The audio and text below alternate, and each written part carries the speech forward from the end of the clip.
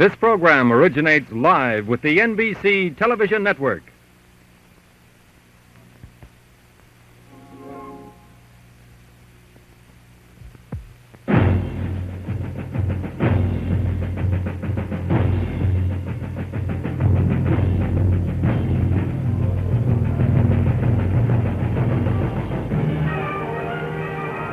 NBC Sports presents the 1965 World Series. From Metropolitan Stadium in Bloomington, Minnesota, the Los Angeles Dodgers meeting the Minnesota Twins. With Vin Scully, welcoming you to Metropolitan Stadium in Bloomington, Minnesota, and the second game of the 1965 World Series. In appreciation for your continued support, Chrysler Corporation and the Gillette Safety Razor Company bring you this series and such other outstanding events as the All-Star Baseball Game, NCAA College Football, and the 1965 Rose Bowl Game, exclusively on NBC. As you may have guessed, the weatherman has not been kind. And as one diehard baseball fan said not long ago, remembering the prediction of yesterday that today's weather would be good for the game, he said of the weatherman, promises, promises, promises. It began to rain about 1 hour after the conclusion of yesterday's game. And in the general area of the Twin Cities, it rained hard much of last evening. It slacked off this morning. And within the last hour or so, there has been no heavy rain, just a series of disturbing drizzles. And just about every means known to a groundskeeping crew has been used to try and get this field in good playing condition. For want of a better phrase, we have decided that that awesome-looking gadget there would be known as a civilian flamethrower. And they have been used from time to time by the ground crew here at Metropolitan Stadium during the regular season to try and get the field in playable condition. This game is authorized under television rights granted by the Commissioner of Baseball, solely for the entertainment of our audience, and any publication, reproduction, or other use of the pictures, descriptions, and accounts of this game without the express written consent of the Commissioner is prohibited. Any commercial or other use of the program, such as by charging admission for its showing, is similarly prohibited unless authorized in writing by the Commissioner. Now, a little while ago, the use of a helicopter to try and get the outfield in a much better playing condition than it was when the folks first arrived here, and by way of videotape, we thought you might like to see how a helicopter is used to get a baseball field ready for play. Now, we'll tell you again, over the last hour, the rain here at Metropolitan Stadium has not been a hard rain. It's just been a series of annoying drizzles. In fact, the weatherman has said, as far as the forecast was concerned, that to all outward appearances, the rain should leave. But then, quote, the clouds have shown a tendency to remain in the area. This scene was taped just a bit earlier this morning here at Metropolitan Stadium. As of right now, the game will be played. And as of right now, the weatherman is still optimistic. And so are we. Neither team had an opportunity to take batting practice. There was a pass made at infield practice, but not the type usually held before a game. The infield, of course, will be in good condition. The outfield will be wet in spots. The warning track has had a type of substance applied which brings up, which causes the rain to do less damage than it ordinarily would. Here at Metropolitan Stadium, it's 344 feet to the foul line in left. In the so-called power alley, 365 feet in left center. Straightaway center field is 430 feet. Now, this is an increase of 20 feet over last season, the last regular season. So 430 feet to straightaway center. And then at 402 in deep left and right center, the power alley in right center field, as in left center, 365 feet. And to the foul pole in right, 330 feet. although it quickly falls away. The pitchers for today's game as announced, and it will be a battle of left-handers. For the Los Angeles Dodgers, the incomparable Sandy Koufax will be pitching. We do not have time at this moment to list all of Sandy's accomplishments this season in aiding the Dodgers to their place in this 1965 World Series. Suffice it to say, at this moment, he won 26 games and lost only 8, and again led the National League. This is the 4th year in a row he's led the National League with an earned run average of 2.04.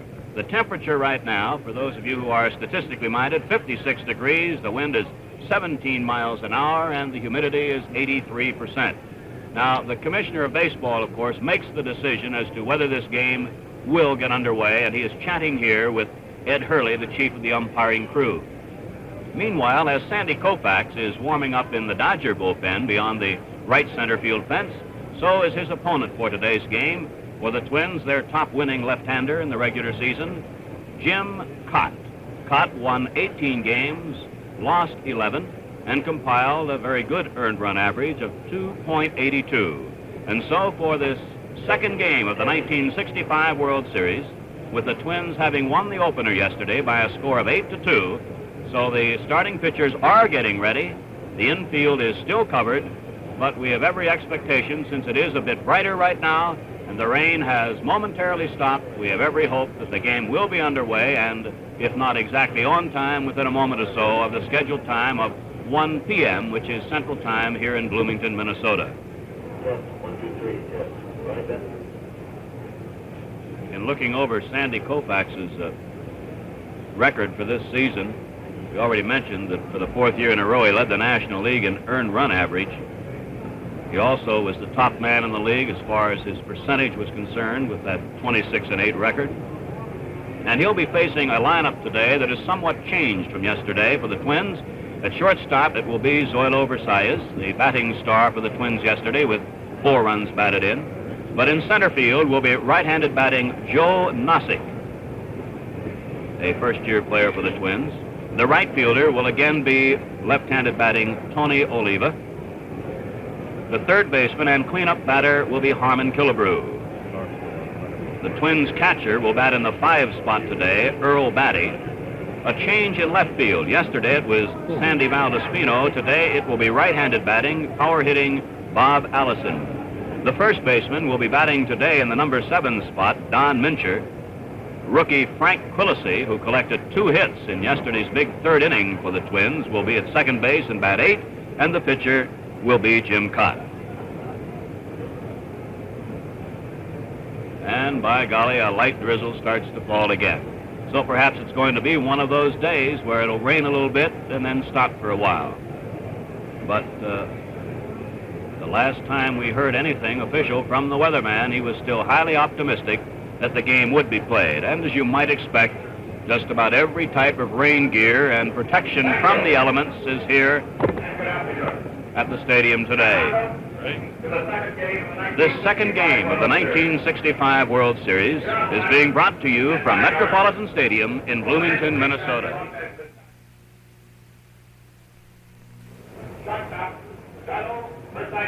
As the infield remains covered, it is my pleasure now to bring in the broadcaster, the voice of the Los Angeles Dodgers, and Vin Scully. As a sort of unofficial representative of the Twins, I apologize profusely for what has happened here as far as the weather's concerned. Well, what's that song about a little rain in every life?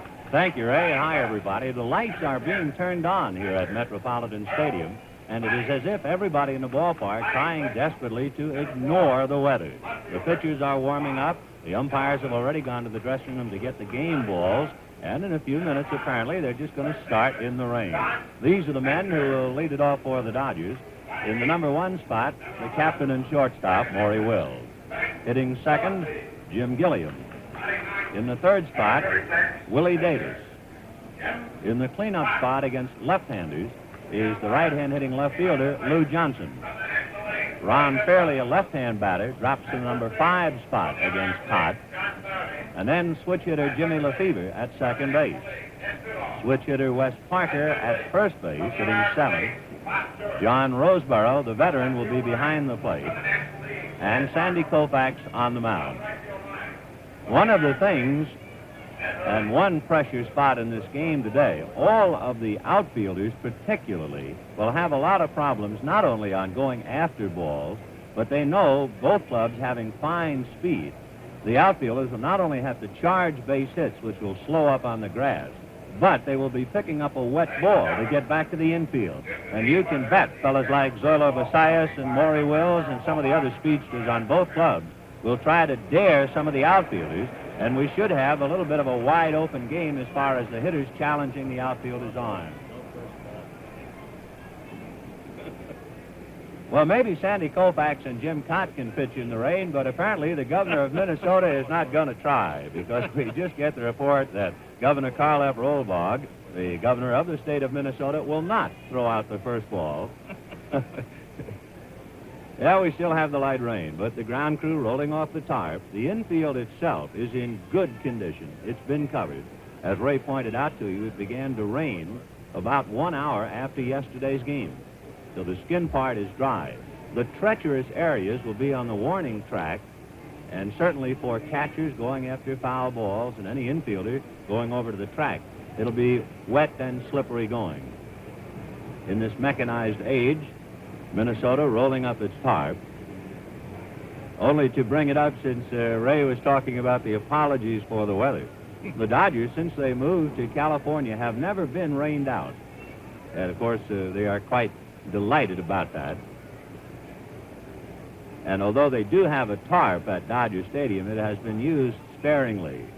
I think the closest they came to having a game rained out a couple of years ago against the St. Louis Cardinals, it rained up until about 6 o'clock, and they were working on the field until game time.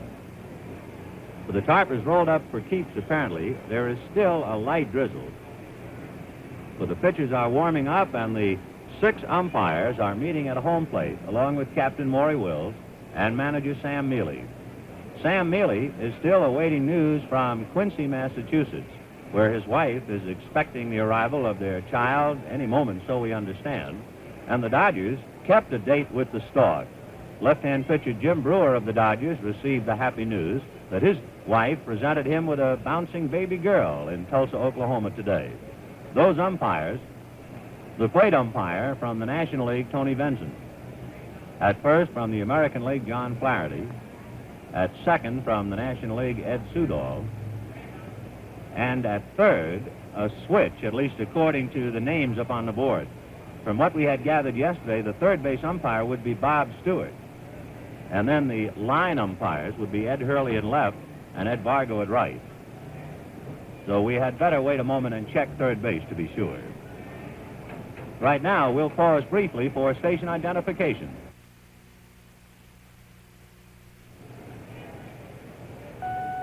Hurley said definitely Stewart would be a third. This way they would. Normally, under regulation game conditions, the game is in the hands of the umpires once the batting cards are exchanged at home plate. However, at the very end of a baseball season, during the heat of a pennant race, it is then from all day in the hands of the umpires, and today it's in the hands of the Commissioner of Baseball, Ford Frey.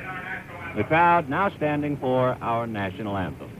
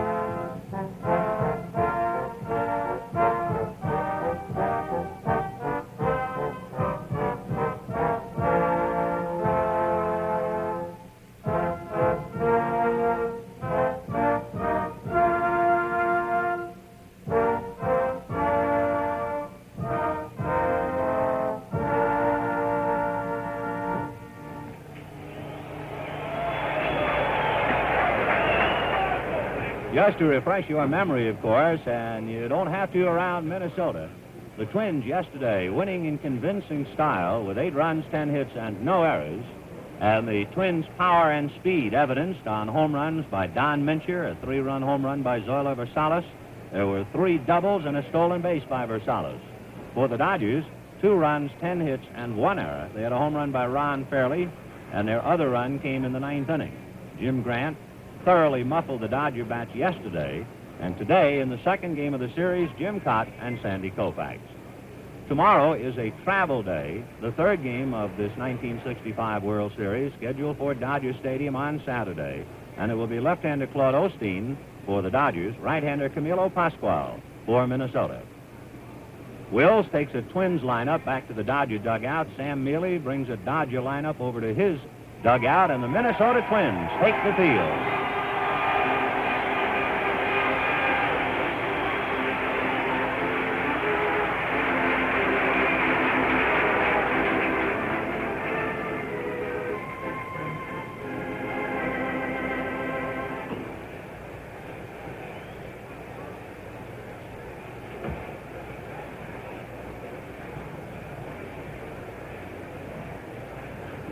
Setting Minnesota defensively at first base, yesterday's home run hitter, Don Mincher.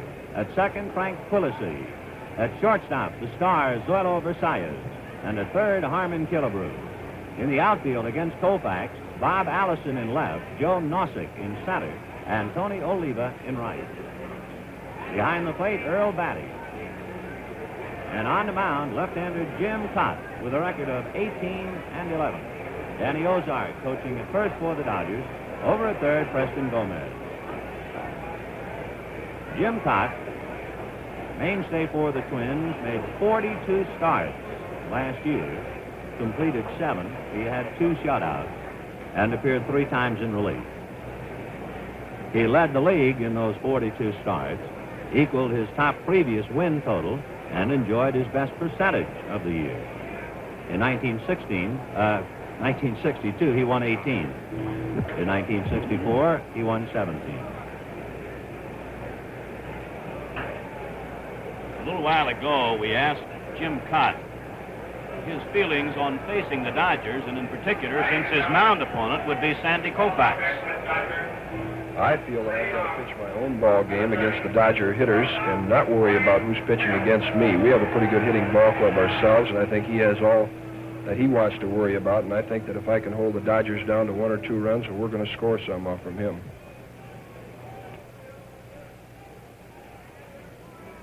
Well, Maury Wells will lead it off, followed by Jim Gilliam and Willie Davis. Jim Kaat is an exceptionally fine fielding pitcher. A strike. Killebrew up inside the bag at third. Mincher about even with the bag at first. And Quillisi is halfway up at second base. Fly ball to right field. Oliva almost in his tracks. 1 away.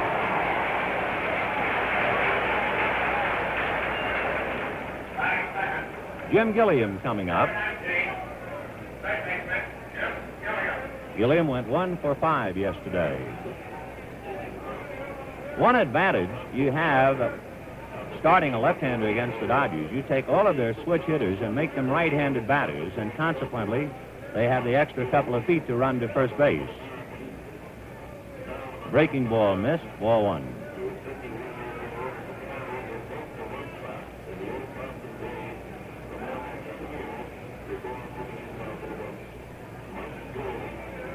Fastball hit in the air into shallow right center. Nozick had a late start, almost slipped, but he's still there. As he started to get a jump on the ball, his right foot went out from under him in the wet grass. 2 out, Willie Davis the batter.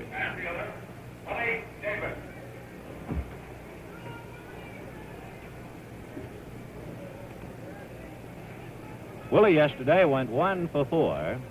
He lined out twice to Tony Oliva in right field, and on one of the plays, Tony made a fine leaping catch. Big curve. 0-1. Killebrew still up on the grass, but everybody else back.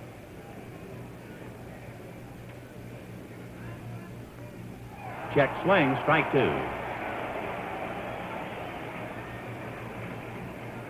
Willie Davis is a swinger at the plate in 558 at-bats. He walked only 14 times.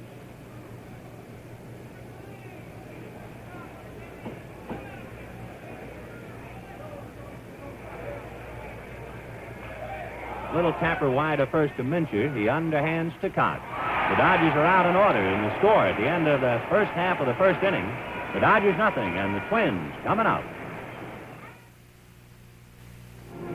Let's take a look at the Dodgers defensively now. There's Wes Parker at first, Jim Lefevre at second, Captain Maury Wills at short, Jim Gilliam at third, Lou Johnson in left, Willie Davis in center, Ron Fairley in right, Johnny Roseboro behind the plate, and Sandy Koufax on the mound, 26-game winner.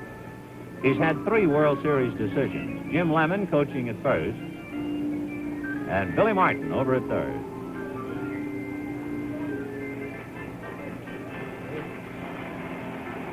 I asked Zoilo Versailles how he thought Koufax would pitch to him and his experience yesterday in facing Drysdale.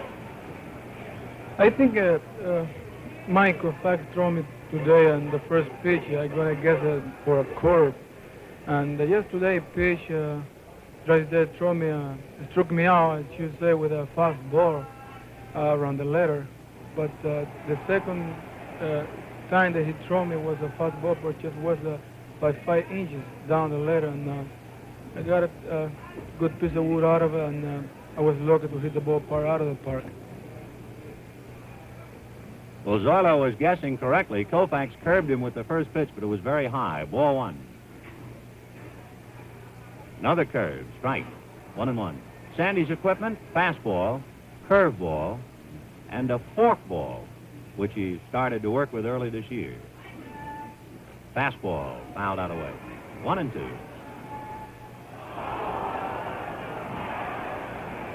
The name Koufax, of course, is now synonymous with strikeouts.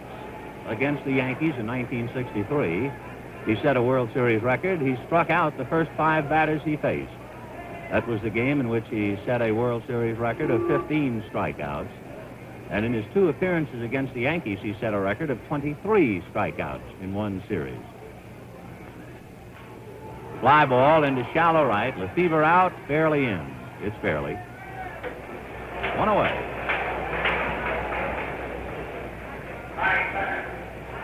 Here is Joe Nossick.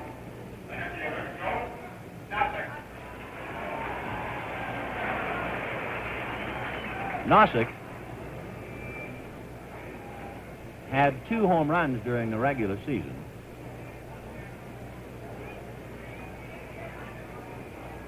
Alternating with Jimmy Hall in center.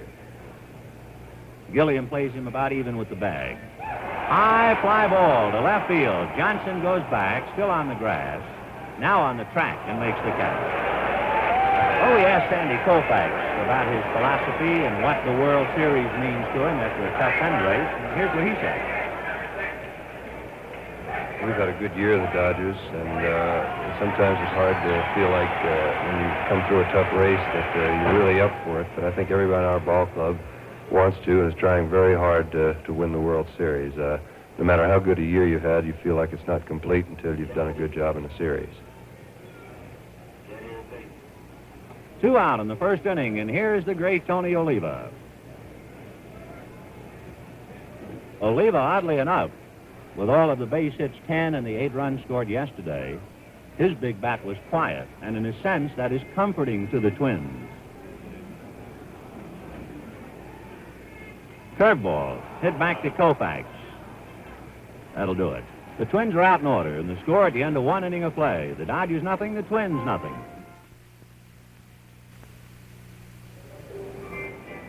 Second inning, no score in the ball game, and this 1965 World Series game is being brought to you live and in color, exclusively on NBC. For the Dodgers, batting fourth, number 41, left fielder, Lou Johnson. Second inning, Lou Johnson, Ron Fairley, and Jim Lefevre against Jim Kaat. Johnson went 1 for 4 yesterday.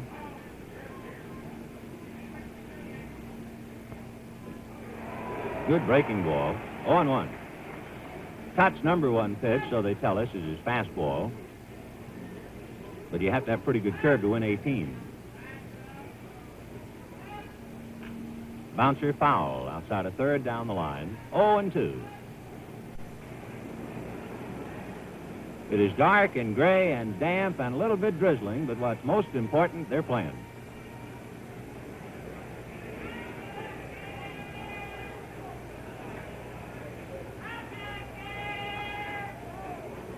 He showed him that fastball, 1-2.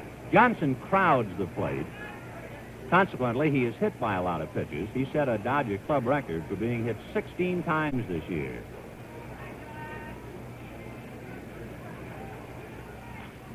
Hit down the line, foul. Didn't get around on the fastball. Kaat almost had it in there. 1-2.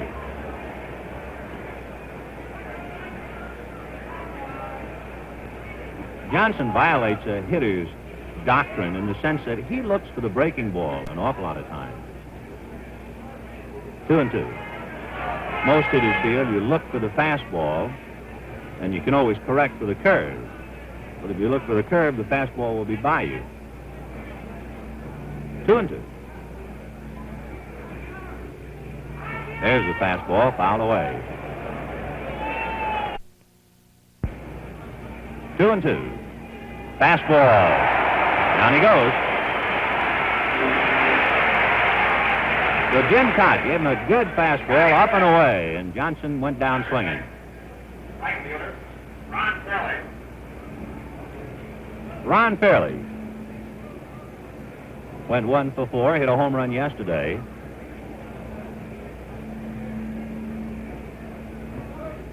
Killebrew plays him in on the grass at third. That's a little surprising. The pitch is strike. Only in the sense that Ron is not a runner, and he rarely bunts. Against the left-hander, of course, all bets are off. Big bouncer up along first base. Fair ball. Mincher to Kaat.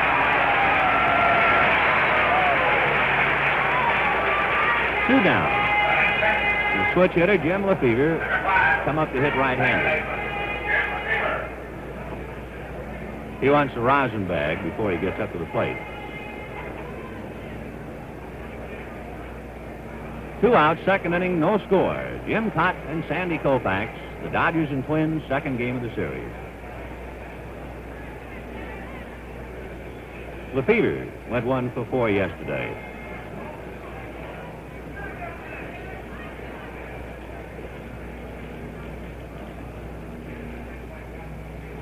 Breaking ball, 0-1. Lefevre has some power. I think he is more power batting right-handed. He had 12 home runs last year. Fastball hit over the mound. Charging it is second baseman Quillisi to throw him out. And the Dodgers are out in order, and the score at the end of an inning and a half. The Dodgers nothing, the Twins nothing. Metropolitan Stadium, the scene of the 1965 World Series. Plate umpire Tony Venzen went out to the mound for a moment just to inspect it and to make sure it was still pitchable. And Armin Killebrew, Earl Batty, and Bob Allison in that order. Bottom of the second, no score. Killebrew went 1 for 3 yesterday, a base hit. Dodgers play him deep and to pull. Curve miss, 4-1.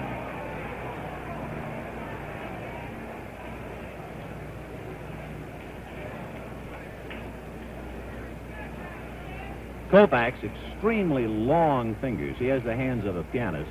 And one reason why he decided to pick up the forkball. Curve is over, 1-1. It is one reason why he gets such tremendous rotation on the ball, because of the length of his fingers. Fastball missed. 2-1.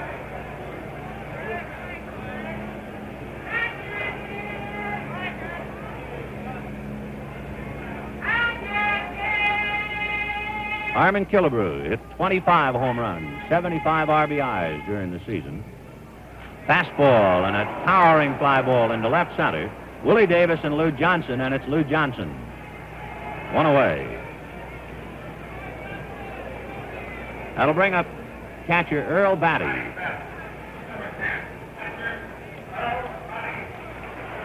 Batty had a base hit to drive in a run yesterday, wearing the protective helmet.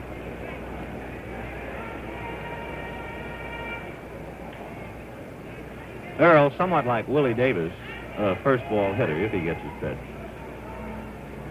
One out, light rain falling, second inning, no score. On the corner with the fastball, 0-1.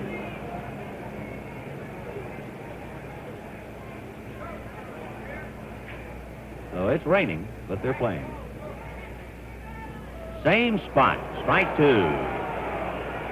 Two fastballs on the corner, knee high, 0-2 to Batty.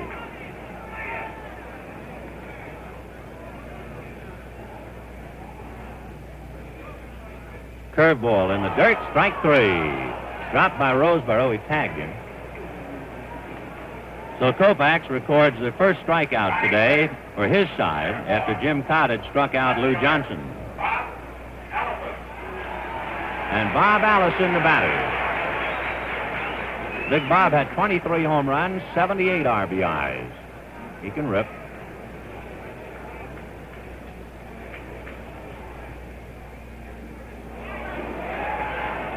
One ball and no strikes. Benson put a new ball in play. Sandy sheepishly laughing about that pitch. It hit about 3 feet in front of the plate.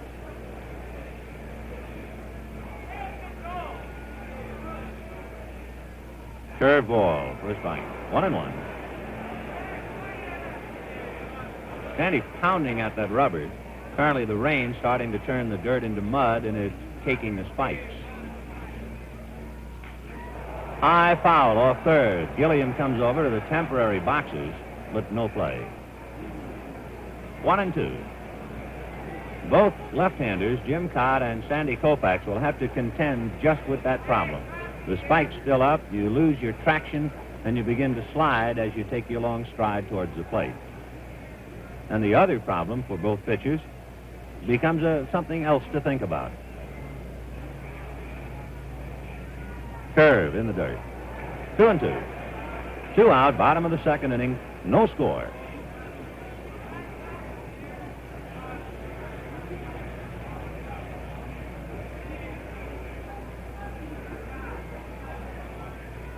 Breaking ball high. 3-2. On deck, the left-hand hitting first baseman Don Mincher.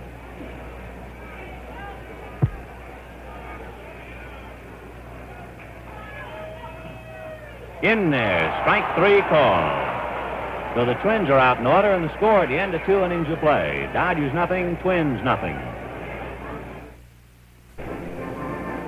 A reminder, Mickey Rooney guest stars in a powerful drama next Wednesday evening when Bob Hope presents the Chrysler Theater in color at 9, 8 Central Time on NBC.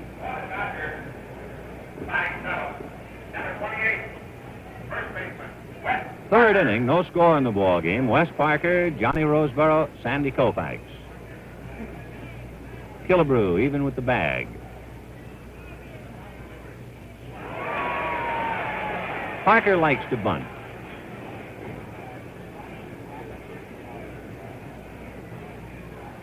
Rest of the infield back with the exception of Killebrew. 1-1.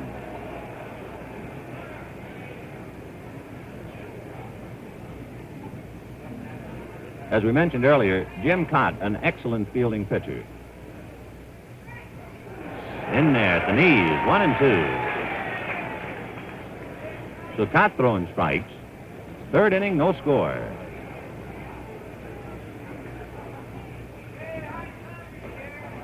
Two and two.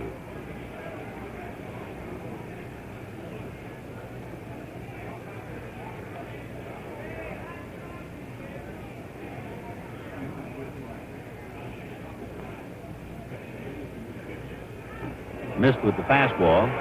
So he's been in and out with Parker, and he's gone 3-2.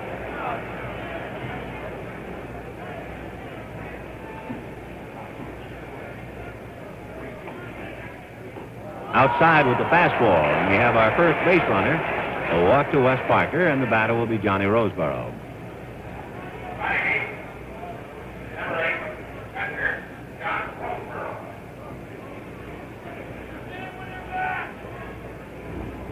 The Dodgers with two catchers. During the course of the regular season, Roseborough went most of the times, and when he sat one out, it was against the left-hander, and young Jeff Torborg caught. But in the series, they go with the veteran. Fastball for a strike. 0-1.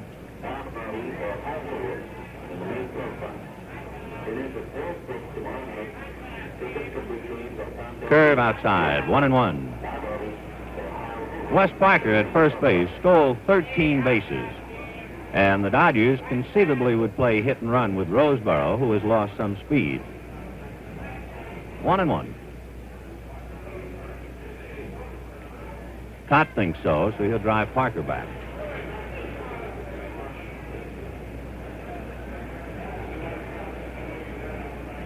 One and one. Boy, he really jammed him with a fastball at the knuckles. Ball 2. 2-1.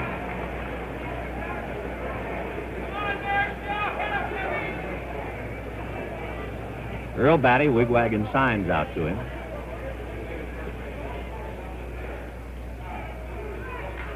Slice to left field. Allison started in, goes back, and makes the catch. And Parker returns to first. One away, and Sandy Koufax coming out.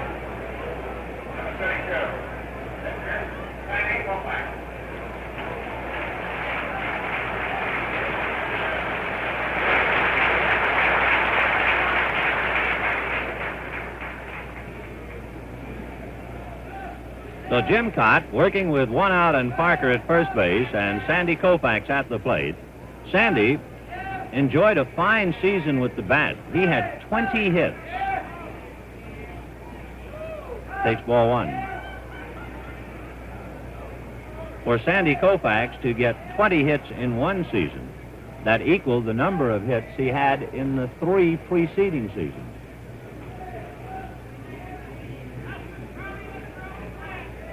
Twins looking for the bunt. In there, 1-1.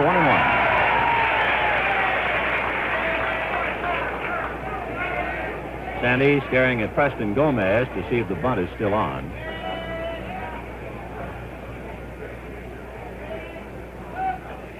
One and one. Full swing that time, fouled away, 1-2.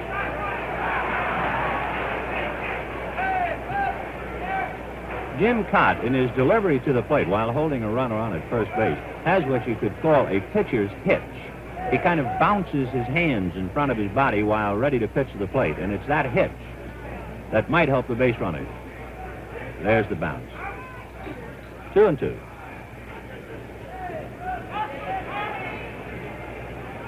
However, in bouncing, he does not come to a deliberate set, and it's a little tough to pick off just when he's coming to that stop position.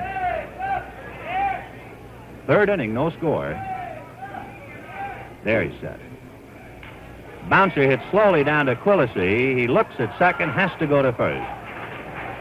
So Koufax moves Parker over a notch as he grounds out second to first. 2 down, and Maury Wills will be the batter. He'll also consume a little time to allow Koufax to get back to the dugout.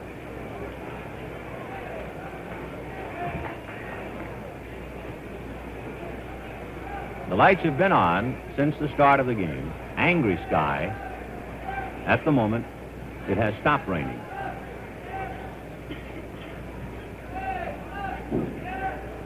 Parker at second, 2 out. Wills picked up an RBI in yesterday's game with a bunt single. He had 33 for the season. In direct contrast, the leadoff man for the Twins, Zoilo Versalles, had 77.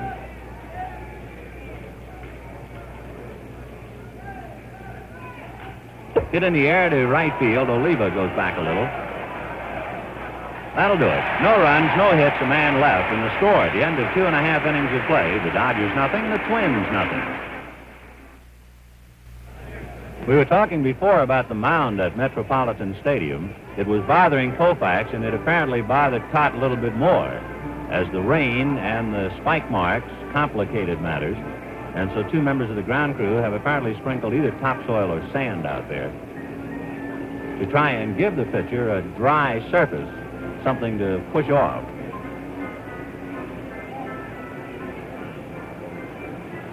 Koufax in 2 innings with 2 strikeouts. He has averaged at least a strikeout per inning in his career. For the Minnesota Twins, Don Mincher, Frank Quillisi, and pitcher Jim Kaat. And by the way, Jim Kaat's a pretty good hitting pitcher.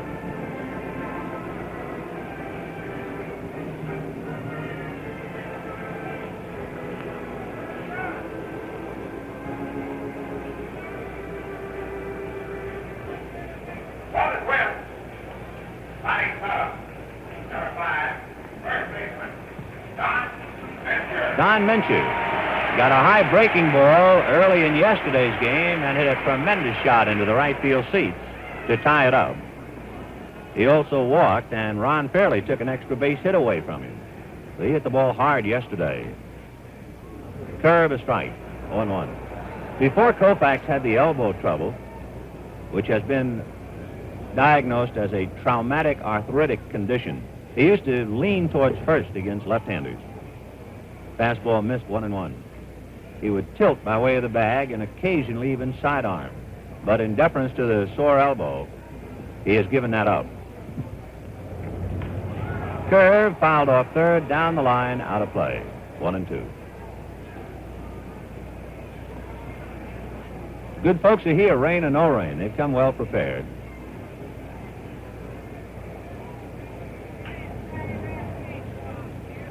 Koufax trying to get the Dodgers even. Jim Kaat trying to give the Twins a strong advantage. 2-2. Dodger infield playing Mincher to pull, swung around to first. The outfield shaded around to right. Fairly is deep. Ball 3. Fastball way out.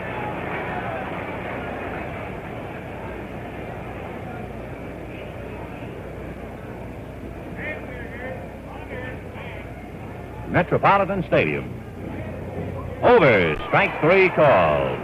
So Mincher becomes the 3rd consecutive batter to strike out against Koufax. As we mentioned in the opening remarks, in the first game against the Yankees in 1963, he set a World Series record for striking out the first 5 batters.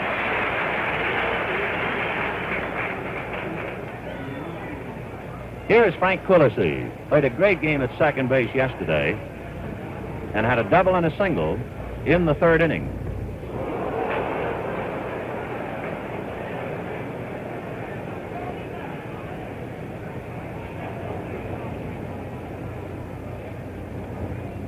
One out, 3rd inning, no score.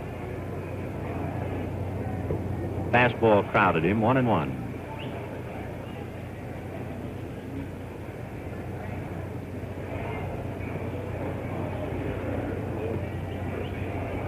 Fastball fouled away, jammed him.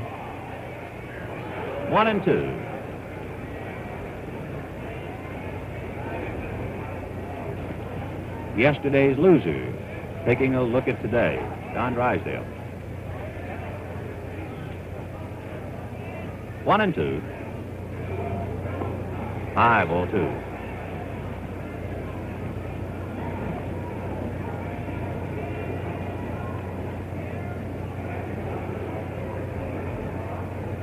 Two and 2 to Frank Quillisi. 1 out in the 3rd, no score.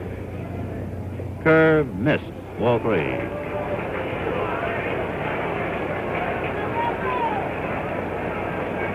Put your own caption to that one.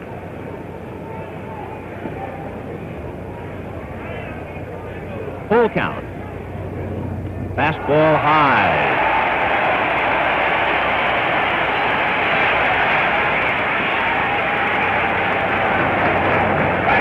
Here is a good hitting pitcher, Jim Kaat.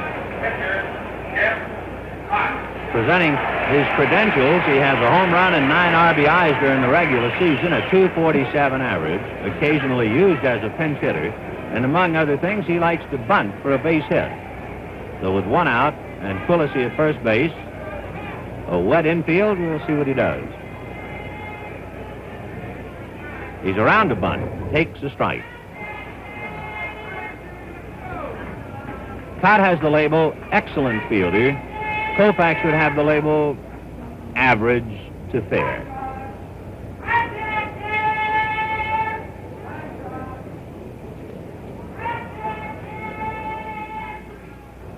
Ooh, he was going to swing away after going around as if to bunt. 1-1.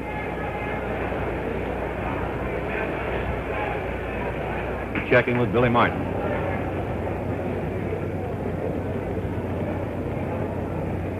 No score in the third.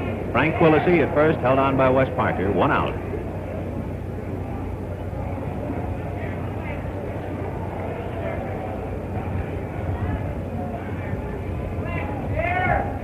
Quillisi goes. It's swung on and missed. Roseboro to Wills. They get him. So Quillisi nailed at second base from Johnny Roseboro to Maury Wills, 2-6.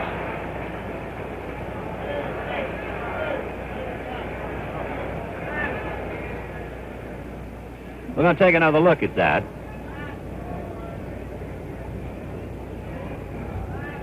Change signals. We'll take a look when he steals one. That'll do it. Breaking ball, strike 3. 4th strikeout for Koufax. No runs, no hits, no errors. Score at the end of 3. Dodgers nothing, Twins nothing. We'll pause now for station identification. This is the CBC Television Network.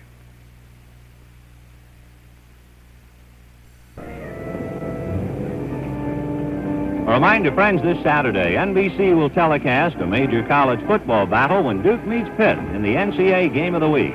Live and in color at 12:30 Eastern Daylight Time, 11:30 Central Time, exclusively on NBC. Remember that before every college football game is the Bud Wilkinson NCAA Preview Show.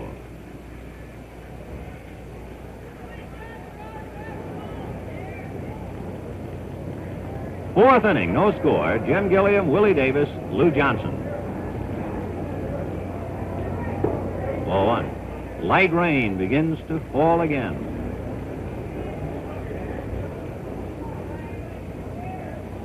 Gilliam flied to center in the first inning, 0 for 1.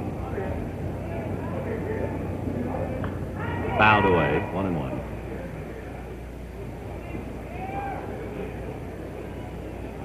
Jim, basically a fastball hitter, and it is to his advantage to hit back of Wills in one respect. That with a base stealer on base, the next hitter gets a lot of fastballs. Ball 2. Jim Kaat, 18-game winner in his first World Series.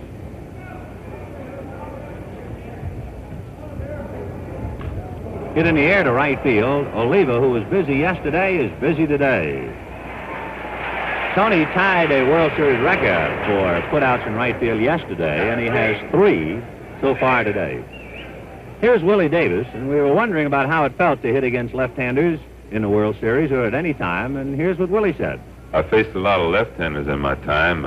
This guy I know is a real good pitcher, and he gets the ball over, and they say he has good control, but when I'm swinging good, I don't care whether I'm hitting against a right-hander or a left-hander. It doesn't really make that much difference.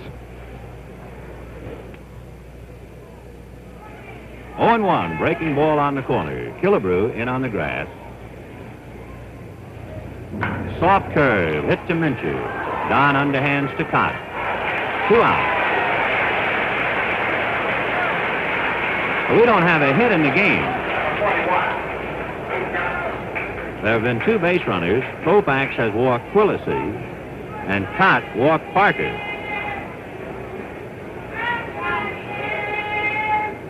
Lou Johnson struck out in the second inning, 0 for 1.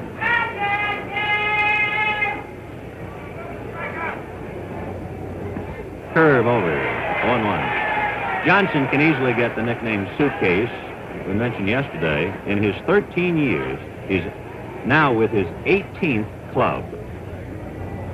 I think Kaat turned that one over a little bit, almost as if it would act like a screwball. 0-2.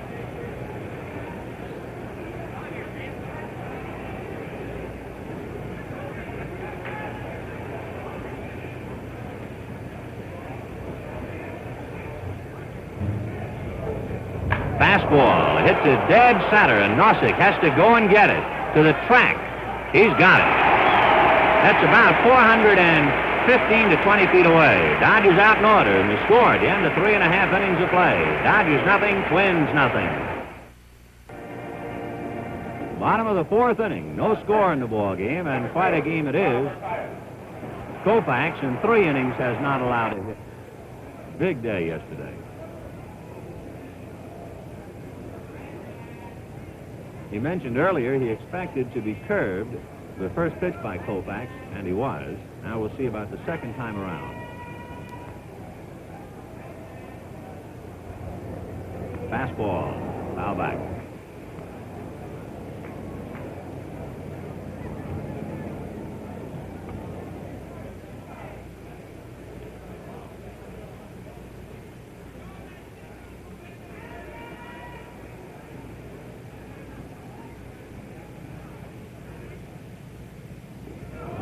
Letter high fastball.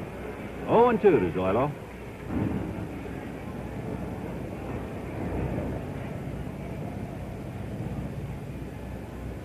He hit one of those no doubt about it type home runs yesterday with 2 men aboard. Deep into left. High fastball hit out foul. Way down the line.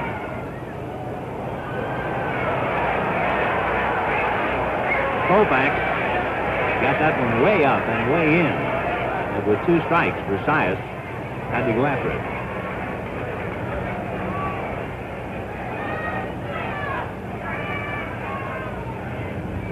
Oh, and 2. Breaking ball high. Koufax curved. It's been a little too high. He has struck out 4. Jim Kaat has struck out 1.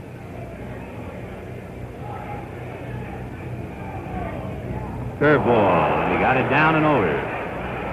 5 strikeouts for Koufax. 1 out, and here is Joe Nossick, who made the Major League outfielders play on the drive by Lou Johnson. He really had to go to get it, and he had to run on that wet grass and then the wet, muddy track, and he did it all well. Joe flied to left in the first inning. Gilliam even with the bag. Curve high. No score, no hits for either side, with 1 out in the bottom of the 4th. Curve is over. 1-1.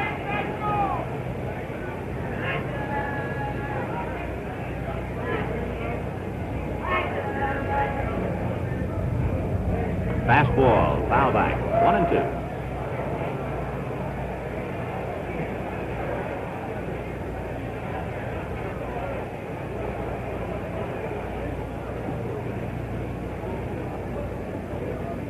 Saturday, it'll be left-hander Claude Osteen and right-hander Camilo Pascual. The scene will shift to Dodger Stadium in Los Angeles. 1-2. High, 2-2. Another breaking ball that stayed up.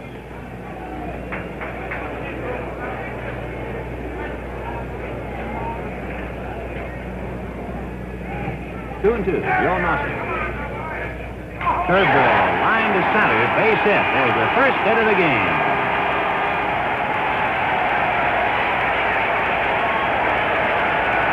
So Joe Nossick singles on the curveball with 1 out in the 4th inning for the only hit. And here is Tony Oliva.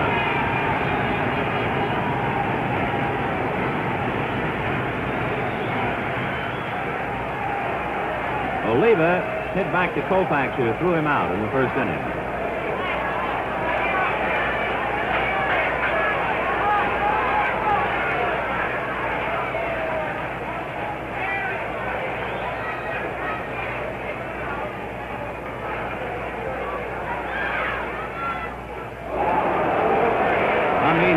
reducing the game to its fundamentals. He threw as hard as he could, and he swung as hard as he could. 0-1.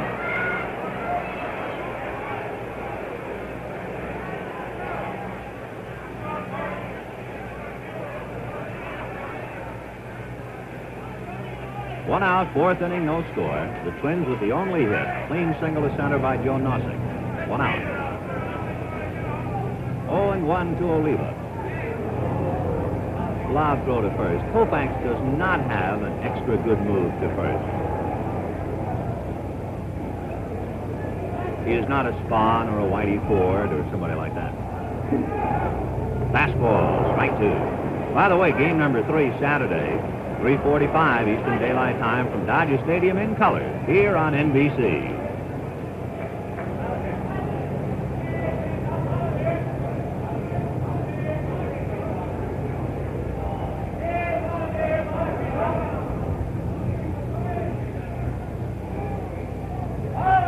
Fastball away. Hard stuff to Oliva. He hadn't thrown him a breaking ball, and the count 1-2.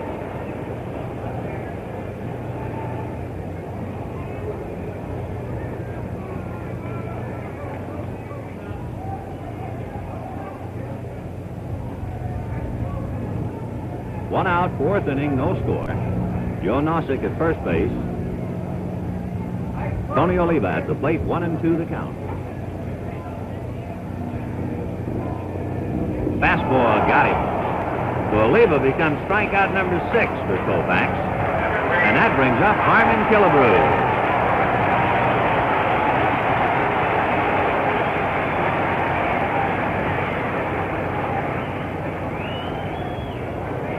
Harmon Killebrew flied to left field in the second inning.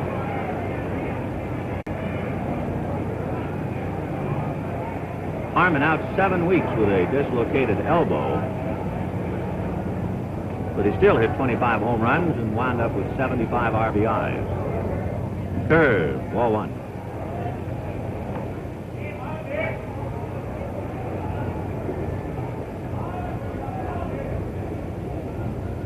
Joe Nossick stole 2 bases during the regular season.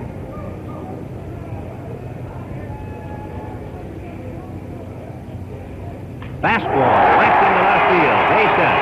Nossick to second, makes a turn, stumbled, and goes on. Johnson bobbled the ball, and he's into third, and down to second goes Killebrew.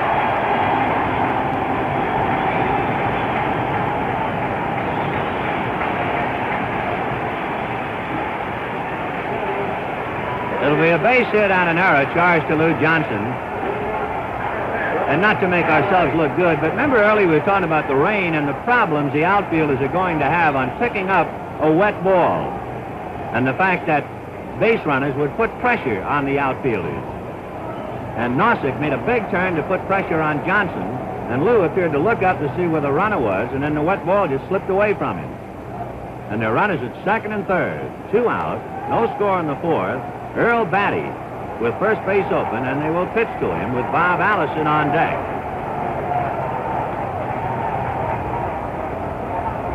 The outfield playing Batty to right field. High and away, ball 1. Here in the inning, 2 singles and an error by Lou Johnson. And the Twins have runners at second and third.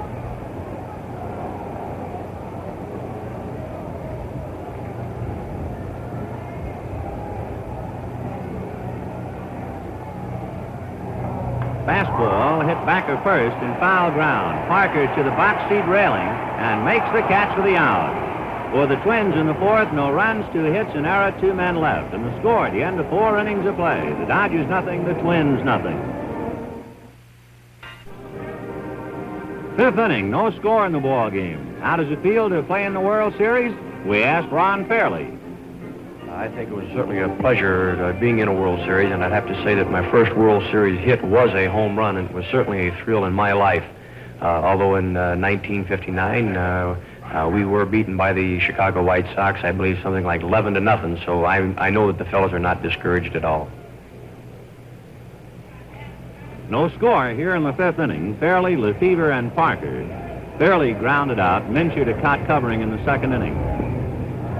low with the curveball.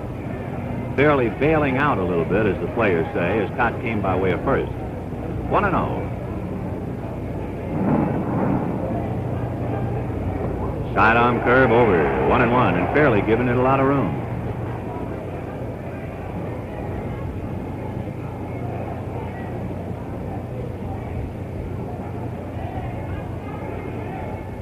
Another curve fouled away. So all sidearm curveballs in the count 1-2. Fairley had a great first half of the season, and then early in August he bruised the base of his left thumb. He still played and put the bat up into his fingers, more like the way you would hold a golf club, and proceeded to then hurt his left wrist. Curveball hit into right field. So there's the first hit for the Dodgers.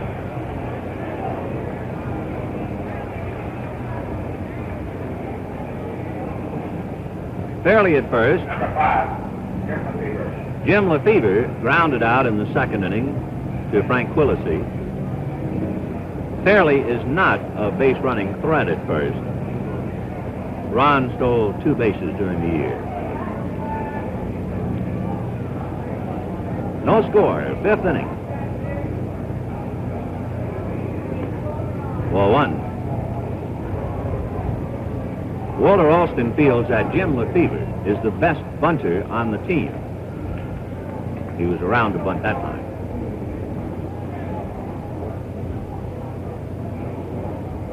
Killebrew tight to the bag at third. Mincher holding Fairley at first. Line drive down the left field line and hooking from Allison, who dives, makes a circus catch. Oh, what a play by Allison. Fairley back to first. A tremendous play by the Minnesota left fielder. We just got to look at that one again.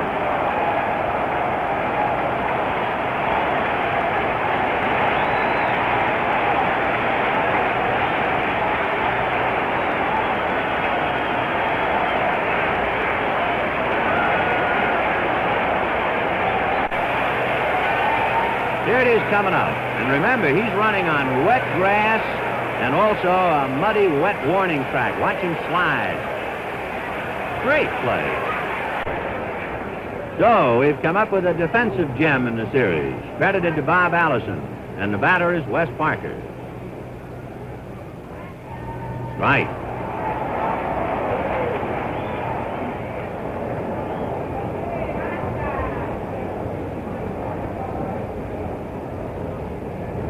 No runs, 2 hits for the Twins. No runs, 1 hit for the Dodgers. Fastball hit slowly, and Mincher hesitated, and it goes off his glove, and everybody's safe. Don Mincher, the first baseman, I believe, thought Kaat was going to make a leaping catch of it, hesitated, and by the time he went over, it was off his glove. Even had Mincher come up with the ball cleanly, he was going away from his play, and in the judgment of the official scorers, there are 3 of them, it's a base hit.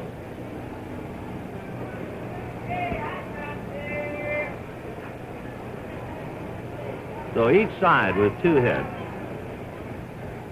Here's Roseboro, flied to left in the 3rd inning. You might remember John's brother is with the Ohio State Rose Bowl team in 1955. Ball 1.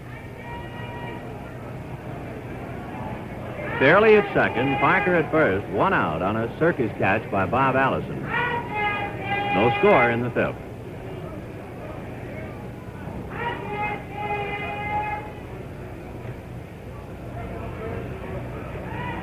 Fastball missed, ball 2. So Roseboro checking with Preston Gomez. See if they'll let him hit 2-0. There's Fairley at second. Parker at first. 1 out. In there. 2-1.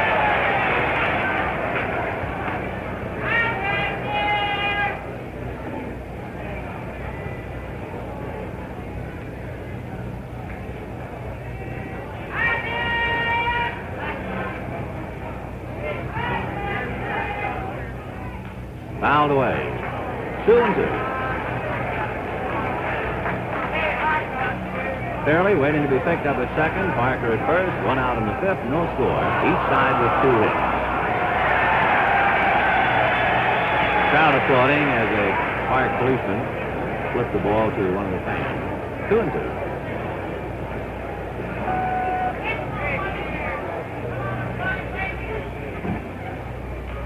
High foul off third. Killebrew coming over on the muddy track. Leans in and backhanded. Nice play by Harmon.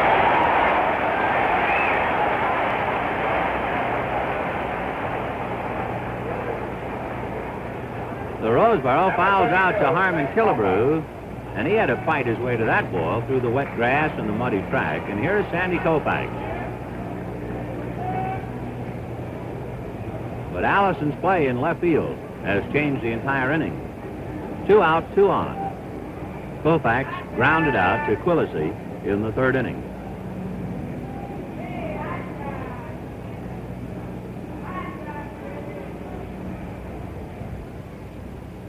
Fastball. Sandy was guessing fastball. 0-1.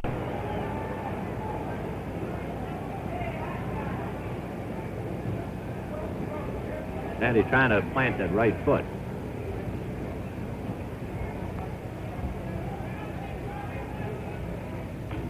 High pop foul off first base. Minshew coming over. He'll hit the muddy track. Makes the catch. For the Dodgers, no runs, 2 hits, and 2 left. And the score at the end of 4.5 innings of play. Dodgers nothing, Minnesota nothing. The second half of today's World Series game is brought to you by the Gillette Safety Razor Company.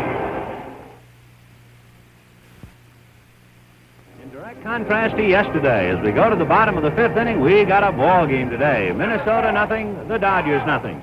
And now to pick up for the play-by-play, the voice of the Minnesota Twins. Here's Ray Scott. Thank you, Vin Scully. Hi again, everybody. And how many times it happens a man makes the great fielding play, and here he is to bat. Bob Allison, a strikeout victim in the 2nd inning. One of 6 strikeout victims of the Dodgers' Sandy Koufax. He fouls the change curve for strike 1.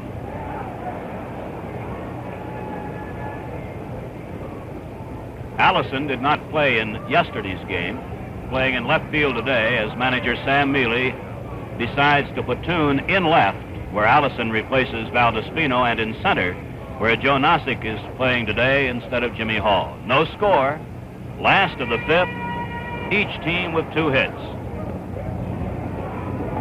Fastball strike called 0-2.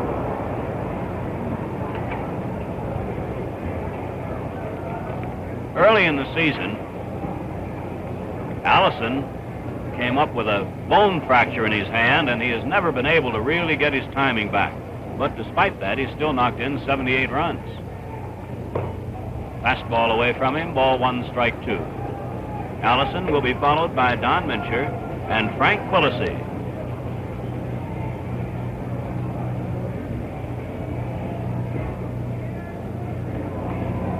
Fastball fouled back, no change in the count. The Twins posed a 2-out threat in the 4th with runners at 2nd and 3rd, but Koufax retired Batty on a foul pop-up. The Dodgers had runners at 1st and 2nd in the 5th inning, top of this inning with 1 away, but Roseboro and Koufax were retired on foul pops. Change outside 3rd foul, and it's still 1-2. The folks seated right there along the left field line and their counterparts along the right field line are in temporary field boxes.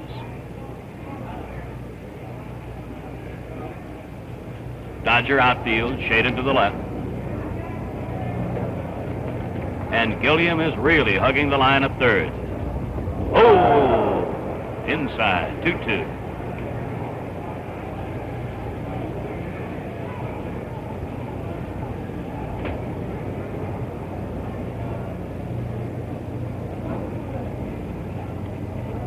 If perchance you were out of the country yesterday, I guess we should tell you that the Twins won the opening game yesterday by a score of 8-2. Strikeout. Roseboro will tag him out. 7 strikeouts for Koufax. Here's Don Mincher, strikeout victim in the 3rd inning.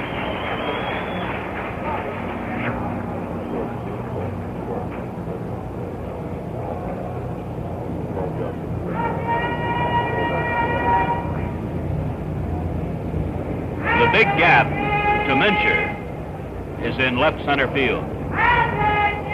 Right.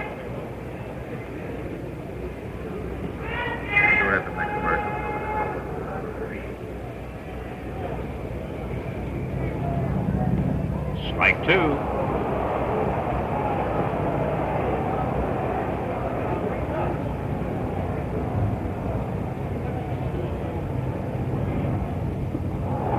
Ball one is high. Tony Venson of the National League is working the plate today. Takes that position between the catcher and the batsman.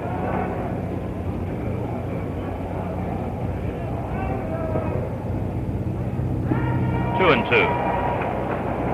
Koufax has walked only one, Quillisi, in the third inning, while striking out 7.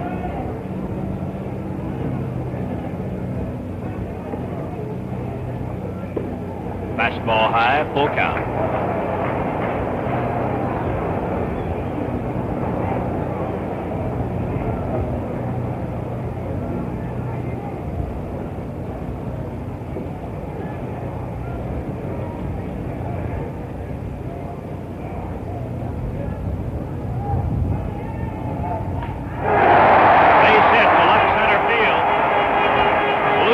With the ball.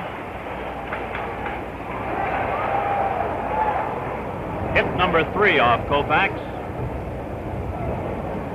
It comes with 1 away in the Twins' 5th inning of a scoreless game.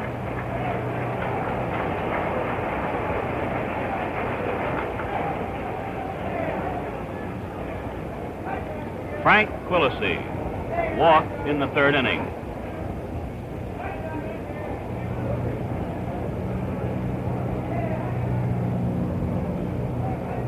Yesterday was Frank's first appearance in the World Series. Now,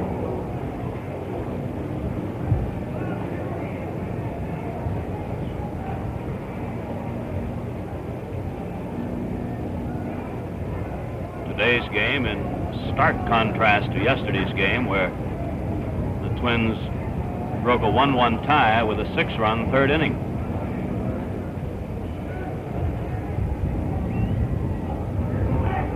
Little pop-up.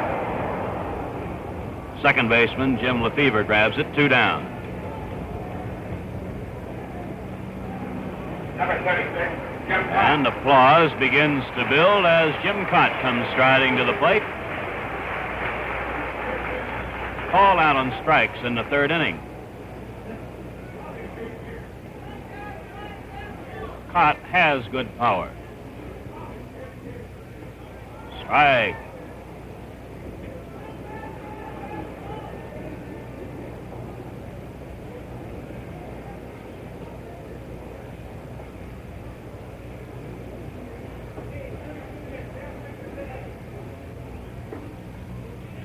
Ball 1 as the fastball is high. This 1965 World Series game is being brought to you live and in color, exclusively on NBC. And Jim Kaat doesn't get the high tight pitch, and it's 1-2. Looking to the Dodgers' 6th inning, it will be the top of the order: Wills, Gilliam, and Davis. Strikeout number 8 for Koufax. The Twins are out and leave 1 on. At the end of the 5th inning, the score, the Dodgers nothing and the Twins nothing.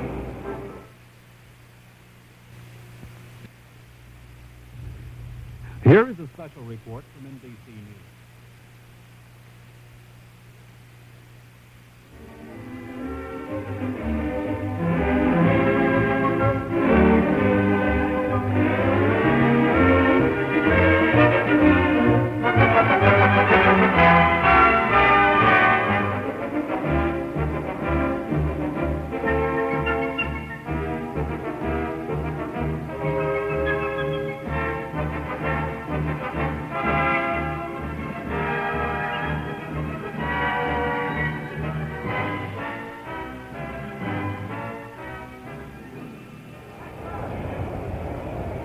As that special news report was presented, Maury Wills bounced a base hit over third, and for the first time in this World Series, Wills is on base to lead off an inning. Now let's watch how the Twins handle this premier base stealer. Strike. Earl Batty was asked about what do you do about a Maury Wills when he's a base runner? Well, I guess by now everyone in baseball knows that Maury Will likes to run, and he will be running in the series if he gets on. So I imagine our only plan of attack will be to try and keep him off of first base. There he goes. Killebrew out at first, and Wills is at second. So Wills breaking. Gilliam is out. Killebrew to Mincher. But Wills is on second with one away in this scoreless game, top half of the sixth.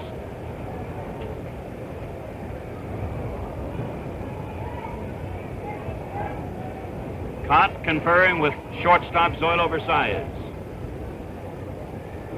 The batter will be Willie Davis. Twice has been thrown out Mincher to Kaat.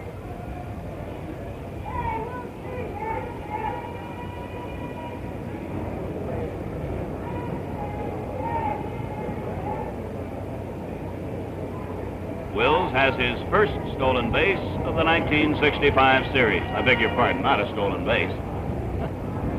I'm so carried away by his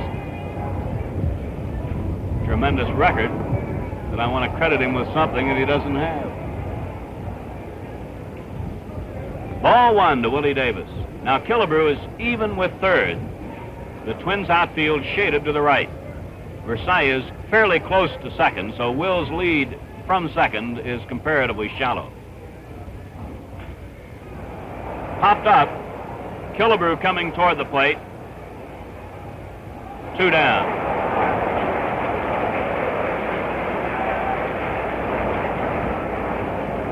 Wills led off the sixth inning with a bouncer over third. With Killebrew playing shallow, he could not grab it. And Wills was on with a base hit, the third off Kaat. With Wills going, Gilliam grounded out. Davis then has popped up, and here is Lou Johnson.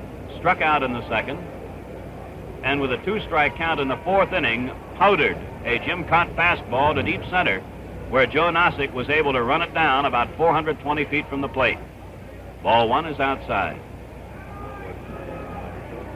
With first base open and a left-handed batter on deck, you can be reasonably certain that Kaat will be very careful with Johnson.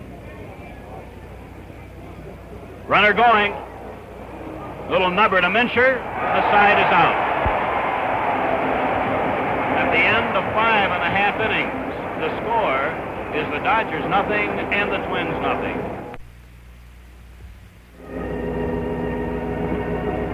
The scene is Metropolitan Stadium at Bloomington, Minnesota. There is no score. The Twins are coming to bat in the sixth inning, and just as the Dodgers had the top of the order up in their half, so it is with the Twins. Versailles, Nosick, and Oliva. Versailles has flied to right and struck out. Koufax, the number one strikeout pitcher of all time, based on strikeouts in a season, has already whiffed 8.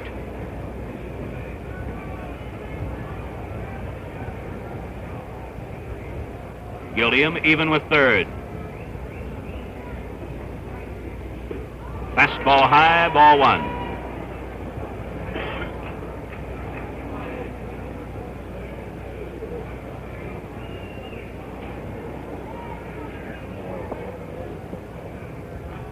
Foul back, 1-1. If this indeed is not Koufax's type of weather, and there seems to be little doubt it just isn't his kind of weather, boy, he must be something when it's hot.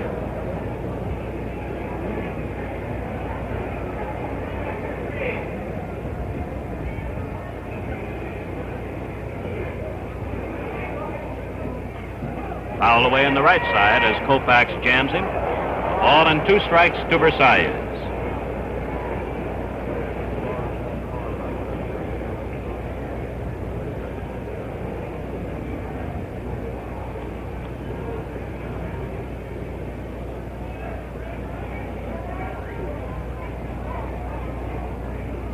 The series will resume from Dodger Stadium on Saturday afternoon.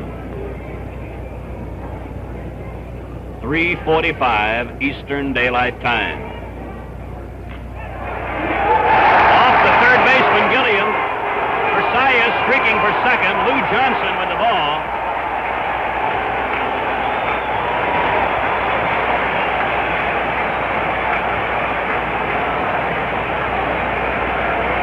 A wicked hopping ball that Gilliam could not hold.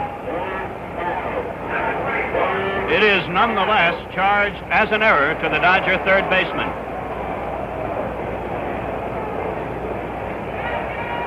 It's the Dodgers' second error of today. The batter is Nossig. A fly ball to left in the first. A solid single to center in the fourth. Gilliam is in a step at third. Parker is even with first.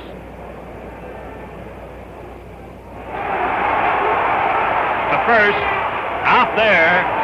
Versailles is at third with one away.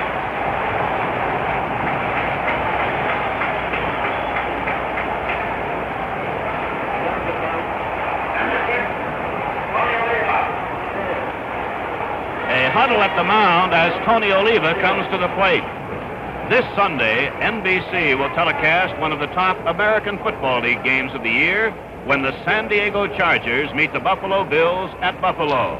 That's at 1 Eastern Time, 12 Central Time, live and in color, exclusively on NBC. The Dodgers have been able to handle Oliva in this series. Today, he is tapped weakly back to the mound and struck out. Yesterday, he was hitless in 4 at-bats. Twice hit the ball to the outfield. The Dodger infield is at the edge of the grass. High, ball one. No score. Versailles at third, one out. This is the bottom half of the 6th inning.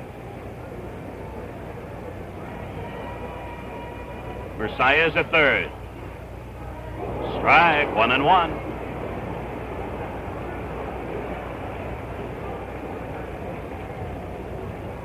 The American League batting champion, Oliva. The game's top winning pitcher, Sandy Koufax.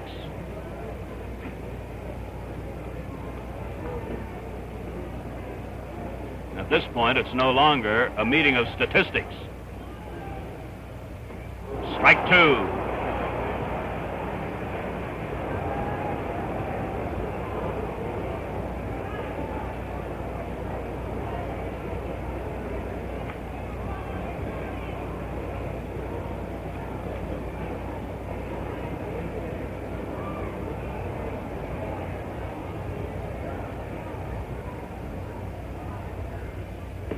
Two and two.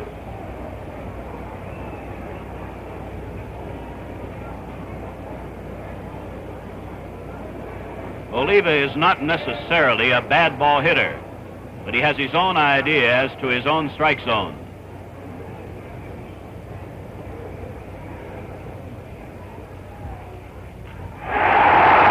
Base hit to left field. Oliva is going to try for two. Safe.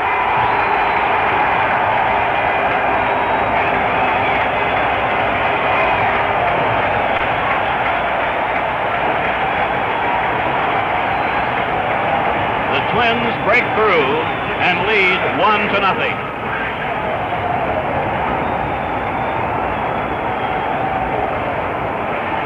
The batter is Killebrew. A fly ball to left in the second and a single to left in the fourth. Oliva has his first World Series hit and RBI.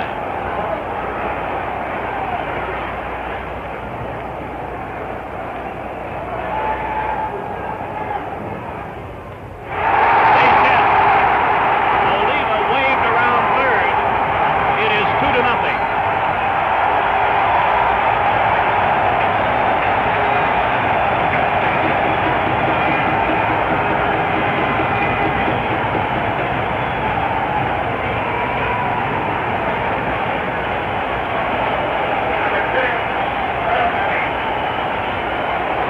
5 hits off Koufax.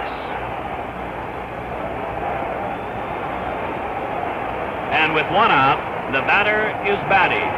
He struck out in the second, fouled out in the fourth. Base hit.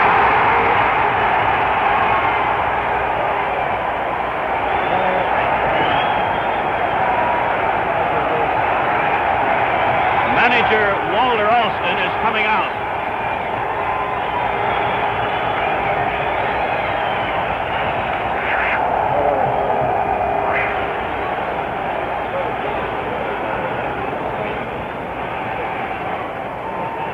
Killebrew and Batty both going after first pitches from Koufax. Catcher John Roseborough. Second baseman Jim Lefevre. And Koufax huddling with Alston.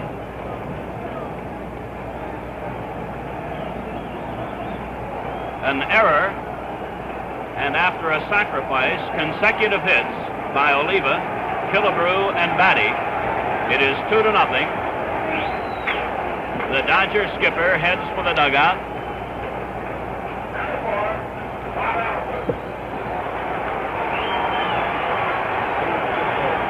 The batter is Allison. He has struck out twice, looking in the second and swinging in the fifth. And the Dodger bullpen is active. Killebrew on second, Batty on first, one out. Strike.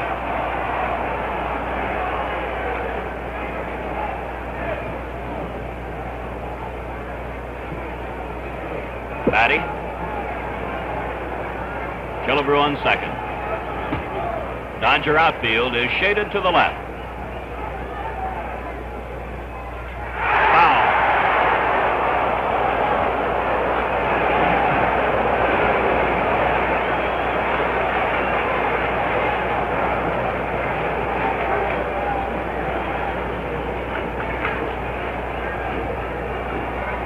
Dodgers' Sandy Koufax trying to pitch out of even deeper trouble.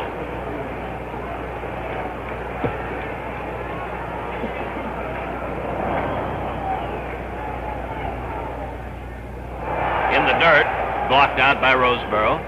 A ball and 2 strikes.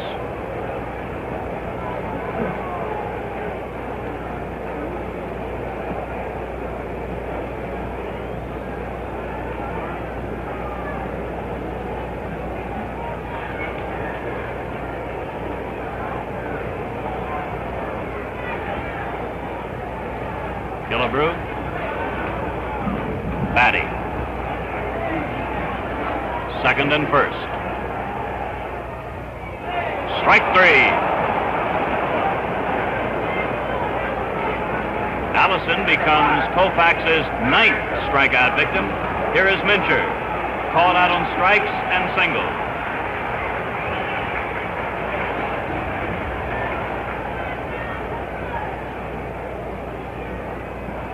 Twins lead 2-0. This is the last of the 6th. 2 out, runners first and second. To Koufax, and the Twins are out. 2 men are left. And at the end of the 6th inning, the score is Minnesota 2 and Los Angeles 0. We pause now for station identification. This is the CBC Television Network. A very interested onlooker and attending his last World Series in an official capacity is Commissioner Ford Frick. He is seated in one of the field boxes by the Minnesota dugout. In the 7th inning for the Dodgers, Ron Fairley, Jim Lefevre, and Wes Parker. The Twins have 2 runs, 6 hits. The Dodgers, no runs and 3 hits. And the only errors in the game, 2 by the Dodgers. American League President Joe Cronin came prepared. And to his right, Mrs. Cronin.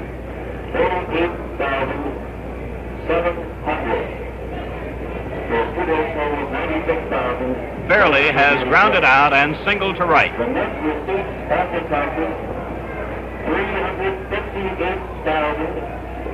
Strike.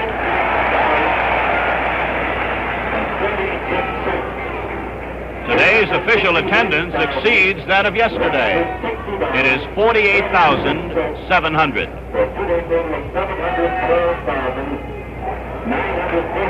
The foul is out of play behind the plate, strike two.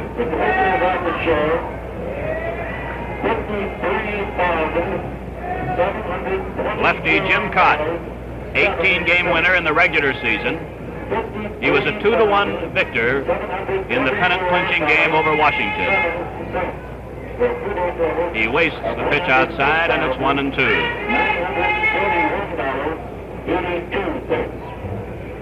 The player's chair, $182,661.83. Inside of the letters, and it's 2-2. In order to pass along information to the expanded press area for this World Series game at Metropolitan Stadium, additional loudspeakers have been placed just outside our television booth. Fly ball into left, Allison, base hit. So Fairley is 2 for 3.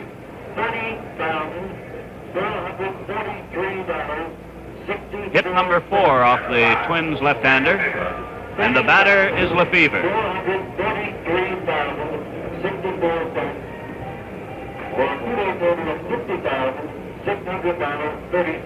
There is activity now for the first time today in the Twins bullpen. Lefevre has grounded out. There's a line drive base hit to left. Last time up, Allison robbed Lefevre of a base hit with a truly outstanding skidding catch of his line drive deep in the left field corner. And so the Dodgers trailing 2-0. Come after Kaat here in the 7th inning, and manager Sam Mealy of the Twins is making his first appearance.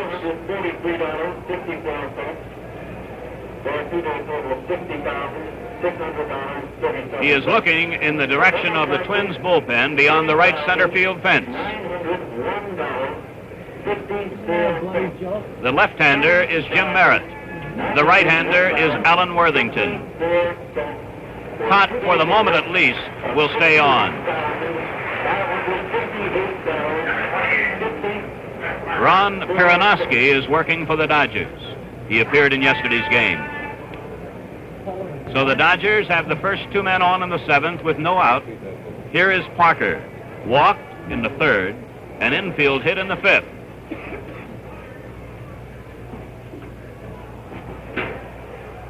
Batty to Quillisi, and the runners move up. 1 away.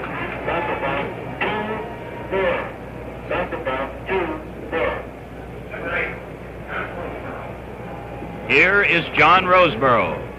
He is flied to left and fouled out to 3rd. Now the Twins have a decision to make.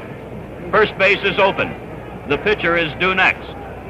Manager Sam Mealy, of course, if he so elects, can force the hand of manager Walt Alston, with Koufax due to bat and in the on-deck circle right now. Strike, the curve over.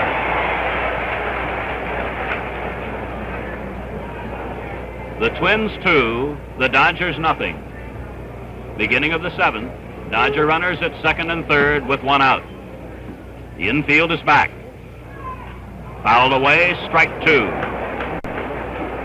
I should say the infield back, with the exception of the 3rd baseman Killebrew. He's only about 2 steps behind the bag. Outfield is straight away.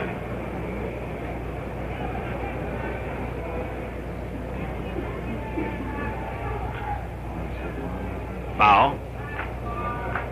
Danny Ozark fields it at first. Fairley returns to 2nd.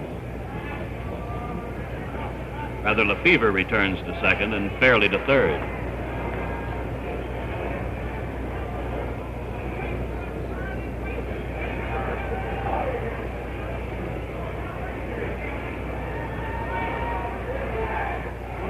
Just missing with the curve. Ball 1, strike 2.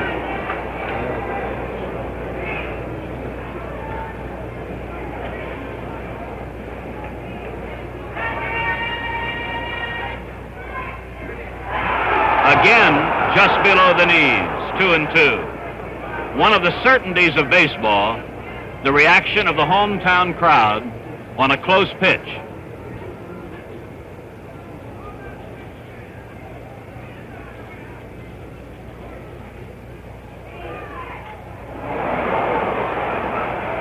Base hit.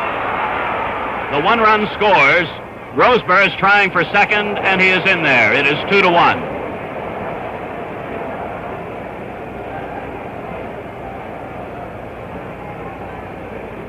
So the Dodgers break through, and with only one out, Sandy Koufax is being called back. And Don Drysdale is coming out.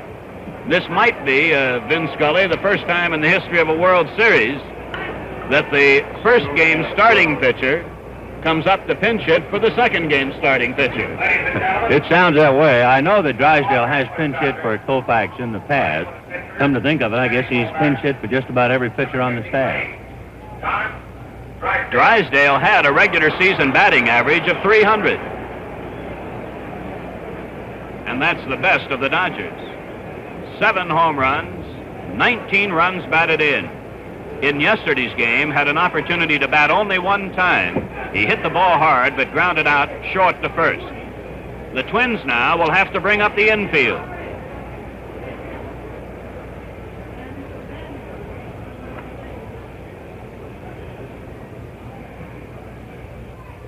Strike one.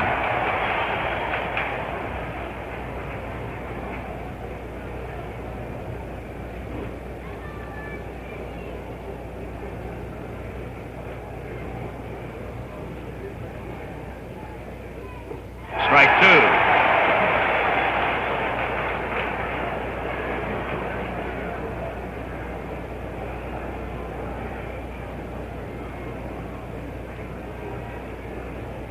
Kaat has recorded but one strikeout in this game. 2.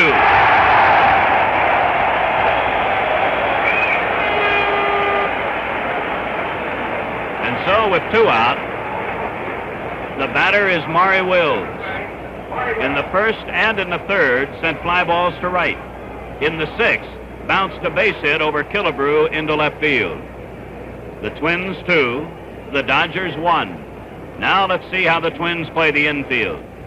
Despite the fact that there are 2 outs, they must protect against the bunt. And so Mincher and Killebrew are up tight. Quillisi is more than halfway. Ball 1.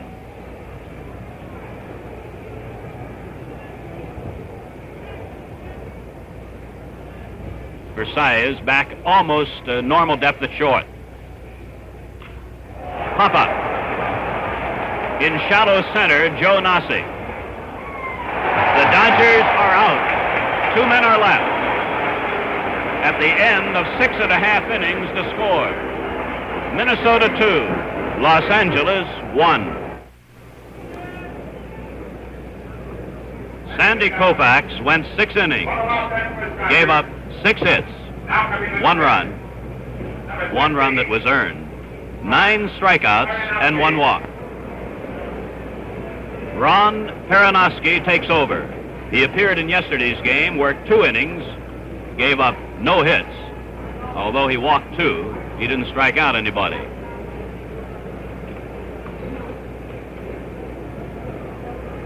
Peranoski will face Quillisi, the 8th batter, the pitcher Kaat, and then Versailles.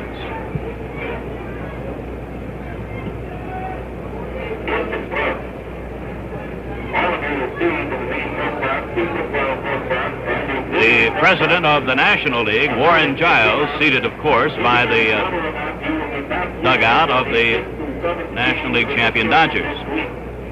This Saturday, NBC will telecast a major college football battle when Duke meets Pitt in the NCAA Game of the Week, live and in color at 12:30 Eastern Daylight Time, 11:30 Central Time, exclusively on NBC. Remember that before every college football game, the Bud Wilkinson NCAA preview show may be seen. Frank Quillisi walked in the 3rd and popped up in the 5th. The Twins 2 and the Dodgers 1 in the 2nd game of the 1965 World Series. In the dirt, ball 1. just as yesterday's attendance of 47,797 set a new record for Metropolitan Stadium, so today's crowd means another new record. Fouled at third. A moment ago, you had a look at the Twins bullpen, where Dave Boswell and Jim Perry are working. Billy Martin returns that foul to the mound, and it's ball one and strike one to Frank Quillisi.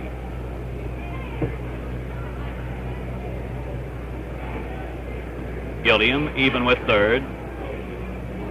Outfield just about straight away. Quillisi yesterday doubled and singled in 4 at-bats. Low, ball 2, 2-1.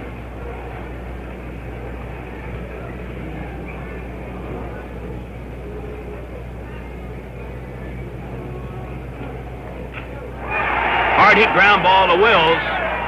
1 away.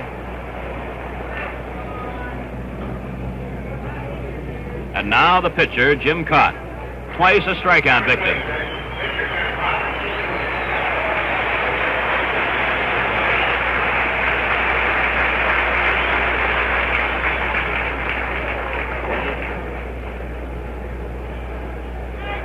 $48,700 here today.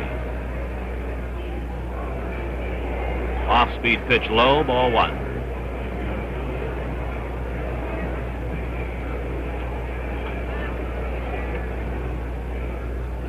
Ball 2.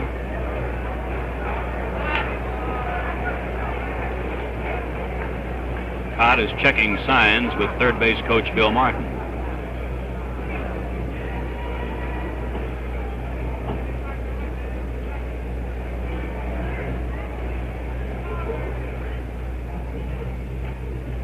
Fastball over, 2-1.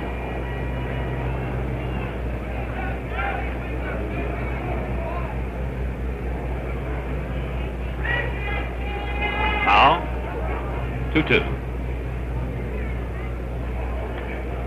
Unless there is a last-minute change in the thinking of the respective managers, Claude Osteen will be Walter Alston's choice for the Dodgers' third game on Saturday.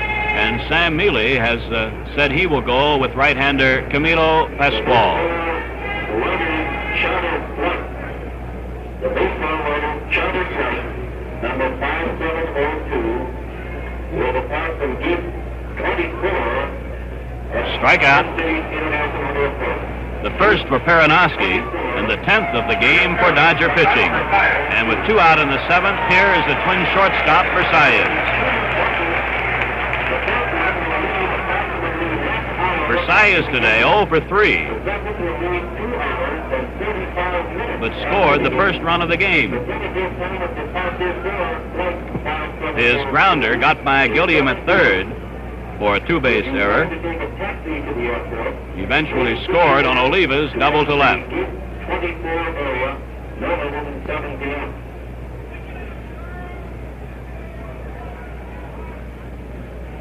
2 out, none on. This is the last of the 7th. The Twins are leading 2-1. Perinoski missing inside, ball 1.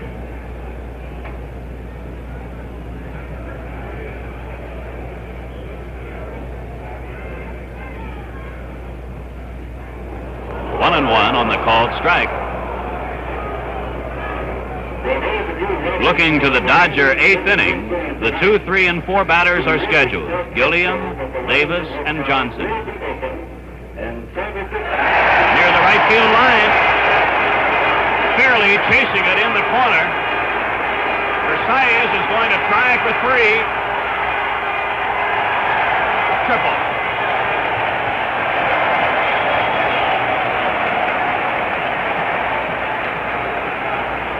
Hit number 7 for the Twins. The first off Perinoski.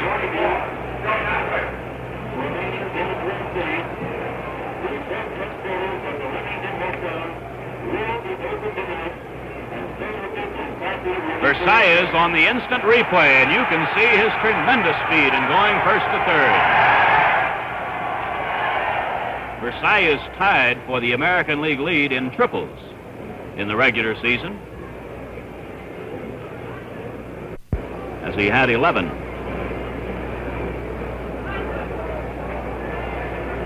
A 2-out triple in the last of the 7th, and the batter is Nossig.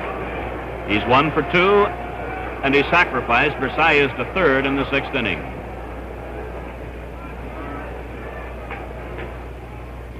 Ball 1.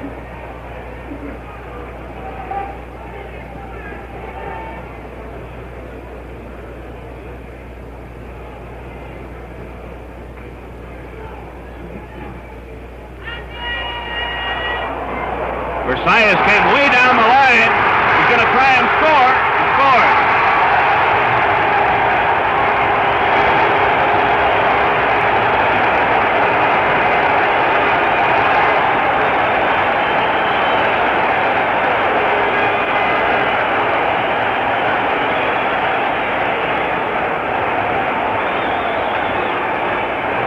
It would appear that Versailles, by coming halfway home, might have upset Perinoski to the extent that the Dodger left-hander is charged with a wild pitch. And it is 3-1, the Twins. As Perinoski started the full windup, Versailles came just about halfway to the plate. It is ball 2 to Nozick. Ball 3.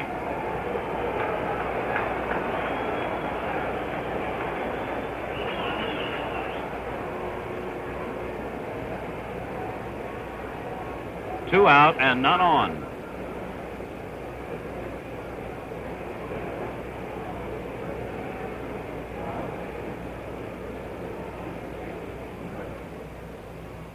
Strike called, and it's 3-1.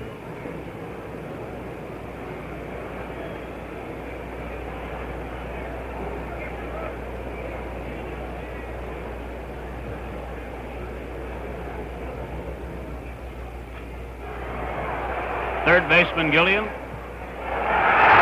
the throw gets beyond the first baseman. And Nozick is at second.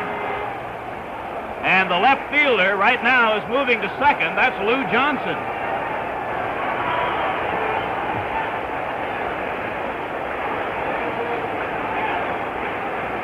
An error is charged to the third baseman, Gilliam.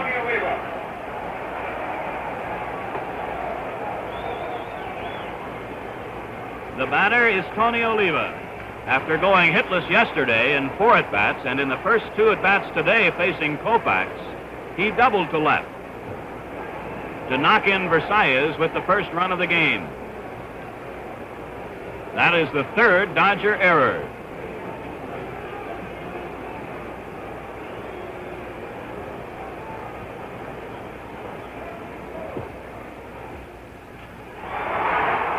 Left fielder Lou Johnson.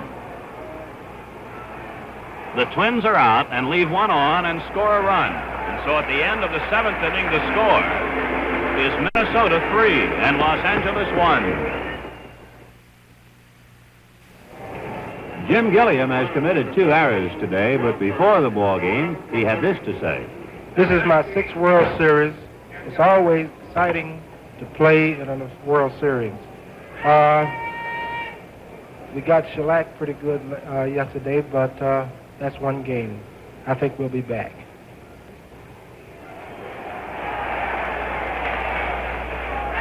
Jim Gilliam's thoughts on the eve of this second game. He takes a strike here from Kaat in the top of the 8th inning. Strike 2. Gilliam in this game is 0 for 3. Kaat allowed no hits for 4 innings. 2 in the 5th, 1 in the 6th, and 3 in the 7th. Foul back.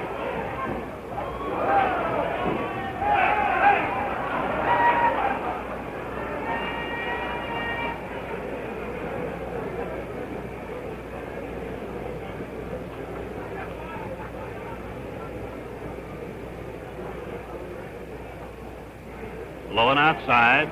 Ball 1, strike 2.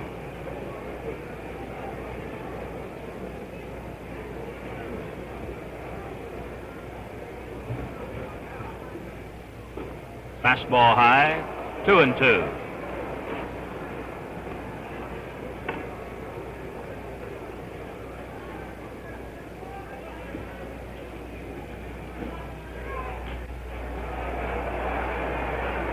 Peranassic, the center fielder, making the call and the catch. One out.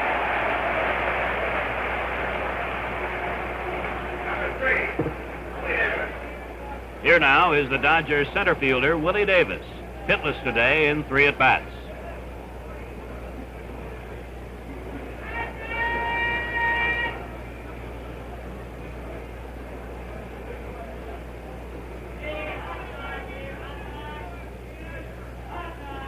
Ball 1.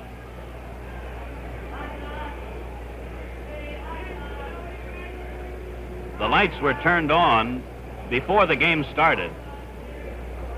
And now it's particularly bright because the sky is lighter as well. Mincher to Kaat. 2 down.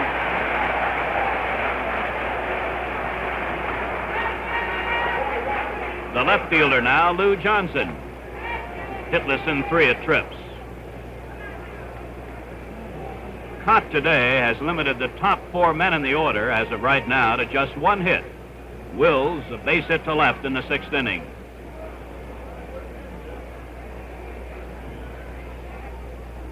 Strike.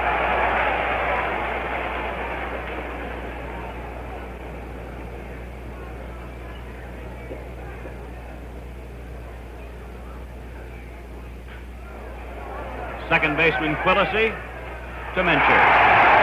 1-2-3 in the 8th inning. And so at the end of 7.5 innings, the score. Minnesota 3 and Los Angeles 1.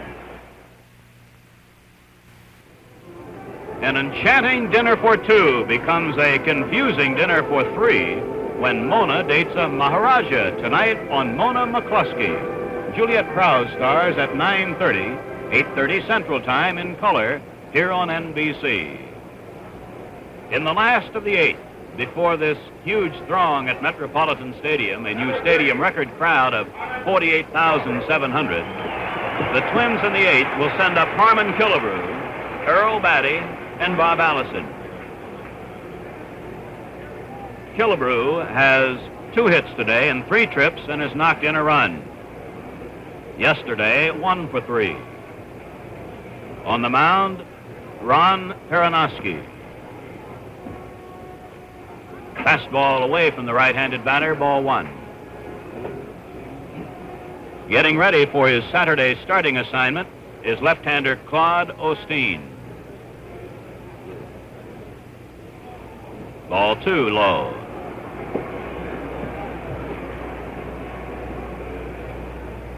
Three to 1, the Twins leading, bidding for their 2nd straight win in the series. Foul, 2-1.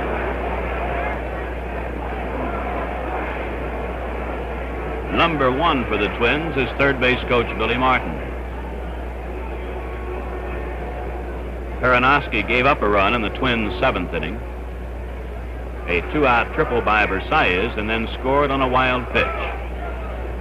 This 1965 World Series game being brought to you live and in color exclusively on NBC. Change-up is high and it's ball 3, strike 1.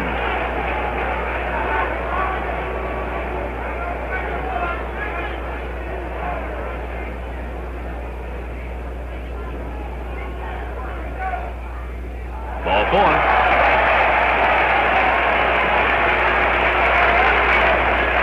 The first walk off Peranoski, the 2nd of the game off Dodger pitching.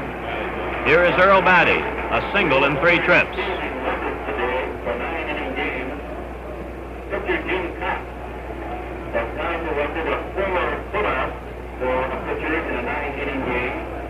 Struck previously by Bob Puckett of Cincinnati on October 7, 1961. Batty is a good hit-and-run man, and also an excellent bunter. The top of the World Series record for base assists by first baseman in a 9-inning game for set by Bob Owen of Detroit on October 6, 1935. The Dodgers have Gilliam ready to charge the plate. Killebrew not going anywhere. There are no outs in the Twins' 8th inning. The Twins are leading 3 to 1, and Killebrew is on first. Foul off Batty's bat, and it's 1-1.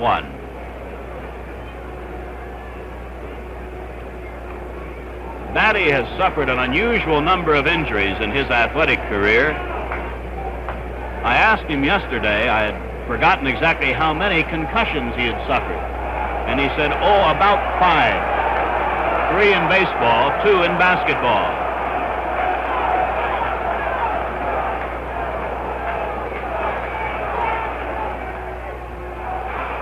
Out on the little pop foul to the catcher, Roseboro, 1 away. Here is Bob Allison. 3 times today, a strikeout victim. Here's what Allison had to say about facing the Dodgers starter today, Sandy Koufax. Well, what I remember about Sandy, of course, is he's got that good fastball and that real good curveball, and I've only faced him a couple times. And the first time I faced him was in Vero Beach in Florida in spring training, and I hit a home run off from him. And the second time, I don't know if I hit a home run or what. Evidently, I didn't because I don't remember it. But probably I might have struck out against that real good curveball he's got. Strike 1 to Allison here, facing Perinoski. Strike 2.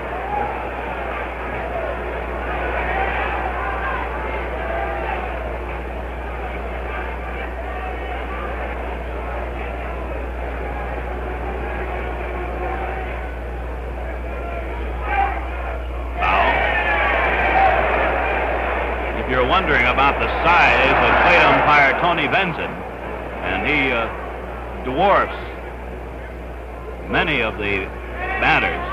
Tony was quite an athletic star in his own right back in western Pennsylvania a number of years ago at Ferndale High School.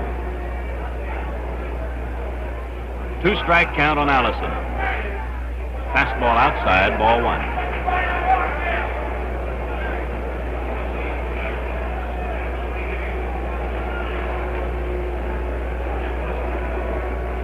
Dodger outfield playing Allison well around to the left.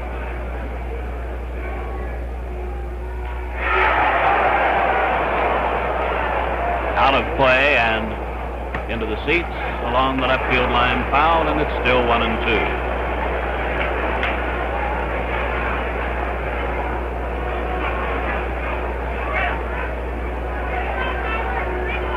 Twins scored 2 runs in the 6th inning, 1 in the 7th. The Dodgers run in the 7th.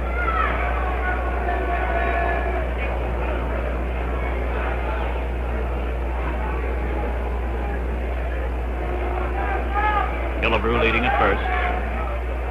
In the right center field. Killebrew going for third. And Allison at second with a double.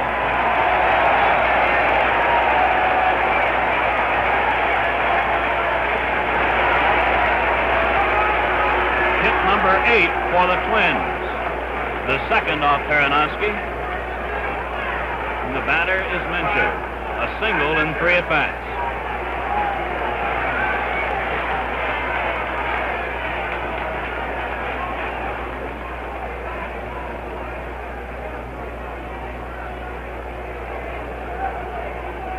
The Dodger infield is near the edge of the infield grass.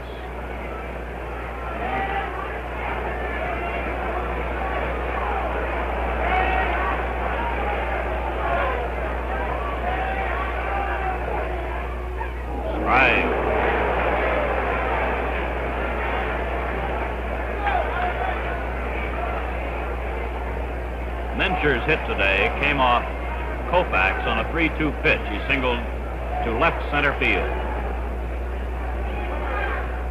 Strike 2, Perinoski's sinker ball. Killebrew on third. Allison in the background is on second.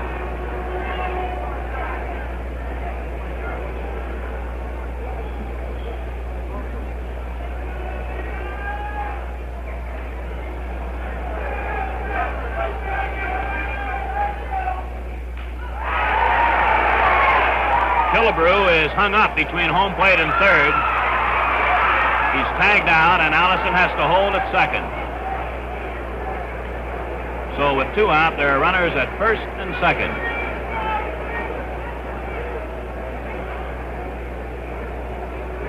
For a moment, it appeared there might be a collision between the shortstop, Wills, and the base runner at second, Allison.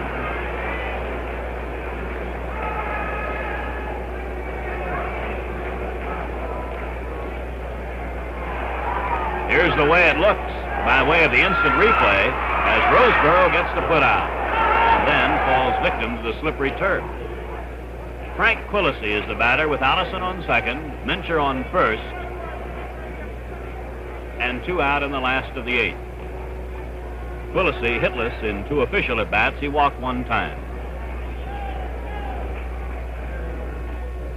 Outside with a fastball, ball 1.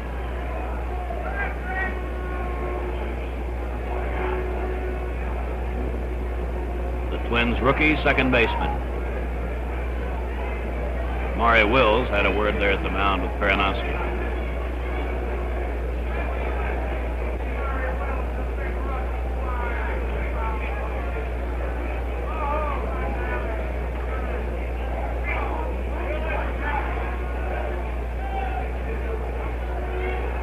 There is a balk as Peranowski came up on the rubber, forgetting for the moment that there were base runners aboard. He was starting into his windup. So Allison moves to third and Mincher to second.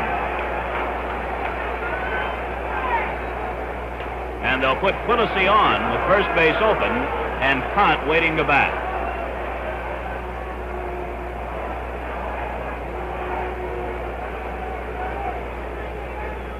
There is ball 4.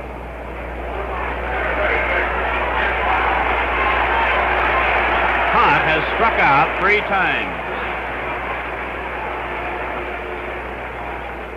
Peranowski faced Kaat just 1 time. That was in the 7th and got him on a swinging 3rd strike.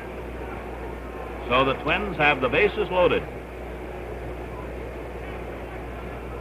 2 out.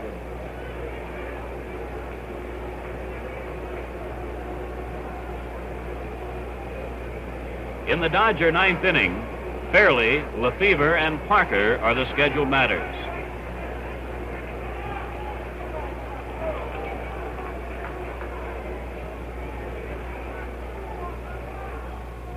Ball 1.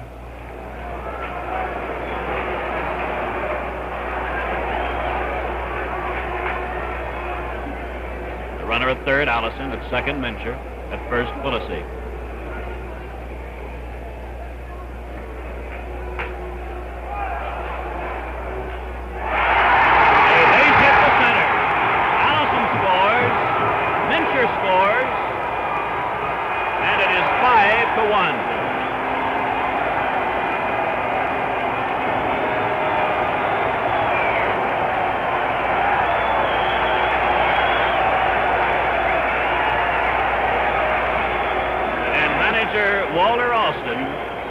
Walking to the mound and has already signaled that he wants to make a change as Jim Kaat knocks in 2 runs to make it 5-1.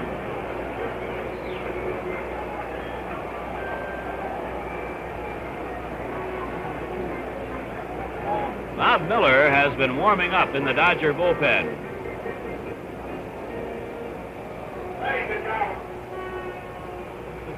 Peranowski goes 1 2/3 innings.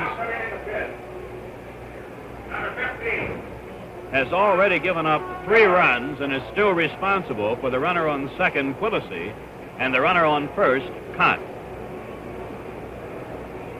3 hits off Peranowski. He struck out 1 and walked 2, one of them intentionally.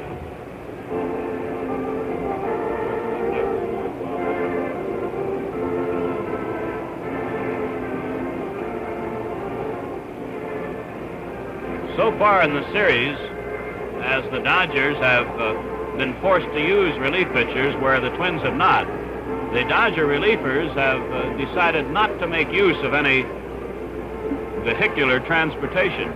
So Miller now is taking the long walk across the outfield. And Peranowski heads for the Dodger dugout.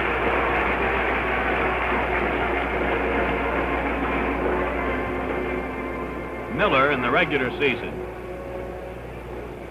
appeared in 61 games, compiled a one-loss record of 6-7, worked 103 innings and allowed but 81 hits, and a 2.97 earned run average. 5-1, the Twins lead in the bottom of the 8th. Miller comes into a situation with 2 out, 2 on, and 2 runs already across. He will be called upon to face the Twins' leadoff batter and shortstop, Zoilo Versailles, who in the first 2 games of the series has certainly proven to be a spark plug to the Twins. Calm, always calm and poised, Walter Alston.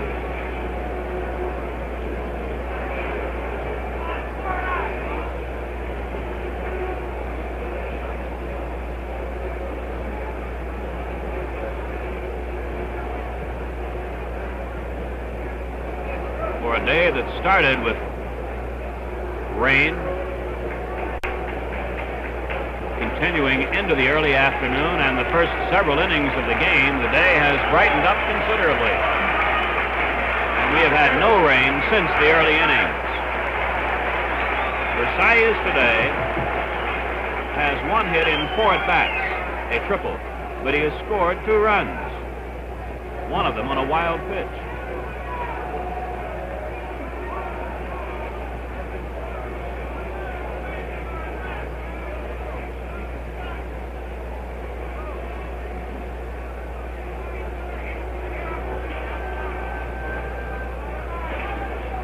Quillisi on second. Jim Kaat on first. Gilliam is playing a fairly deep third place to Versailles.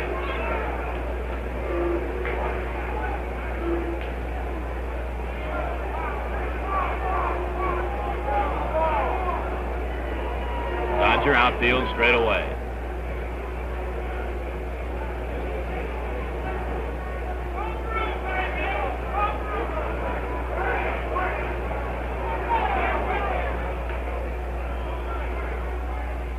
Breaking ball outside, ball 1.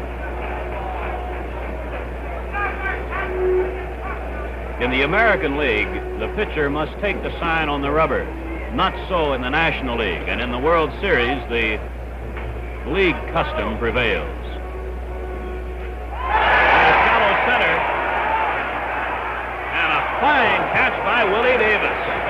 He lost his hat, but made the catch. The Twins are out, having scored twice and leave 2 men on. So at the end of the 8th inning, the score is Minnesota 5 and Los Angeles 1. We move to the top of the 9th.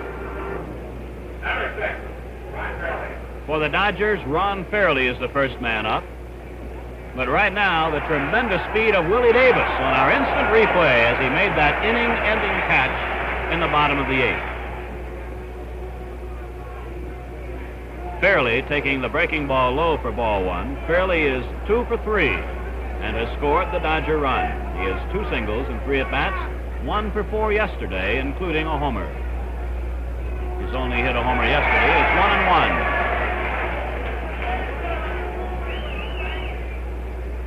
Jim Kaat has allowed 6 hits. He has struck out 2. Strike 2. This overwhelmingly Twin-oriented crowd cheering Kaat on, of course, in this stage of the game, with the Twins leading 5-1 in the 9th. Strikeout number 3.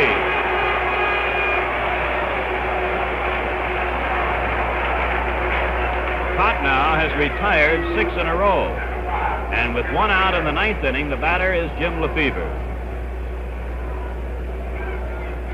The box score would show him 1 for 3, but it took a tremendous catch by Bob Allison in the 5th inning to rob him of a sure base hit. That catch might have turned the game around.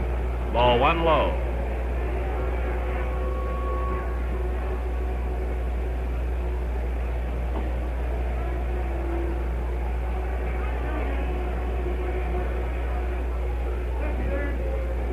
2.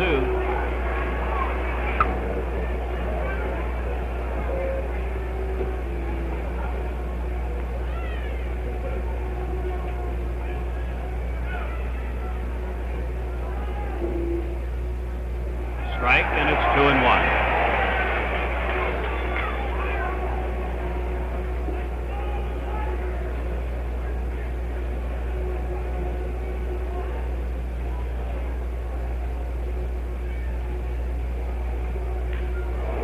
Base hit into left.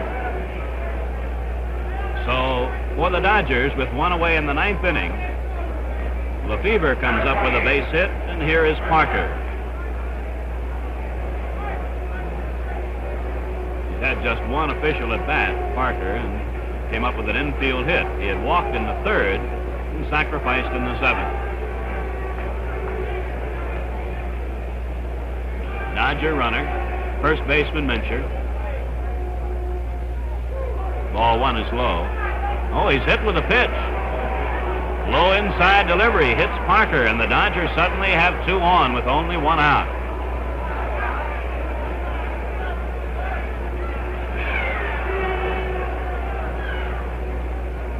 And the batter is Roseboro. 1 for 3, a run-producing single back in the 7th inning. Batty and Versailles at the mound with Kaat.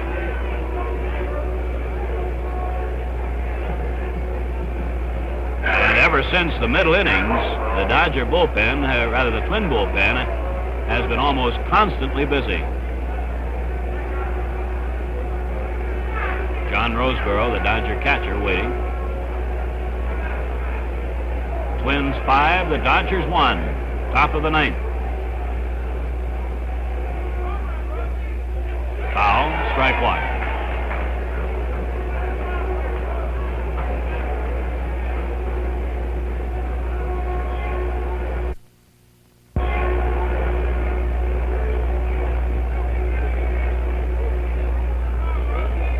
Step off the rubber by Kaat.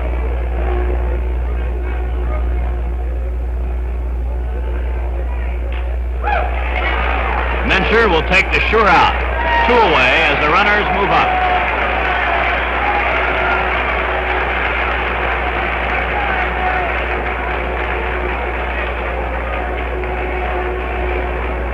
The pitcher was in the on-deck circle, but manager Walt Alston now must go to his bench. And I believe it will be somebody who's been in the bullpen. Either Torborg or Krasuski would be the guess by Vin Scully. And in a moment we will know. Dodger runners at 2nd and 3rd with 2 outs, top of the 9th. And the Twins' Jim Kaat. Krasuski will be the batter. Dodger utility player. In the regular season, appeared in 78 games, a .215 batting average. Dick Krasuski.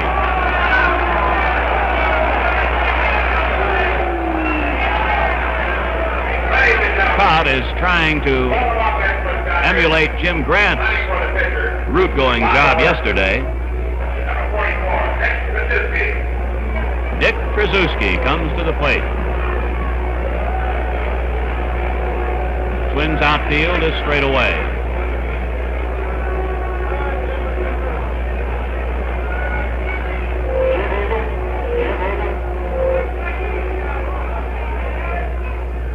Strike.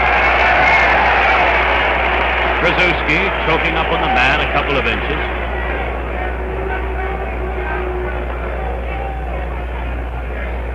Lefty Jim Kaat.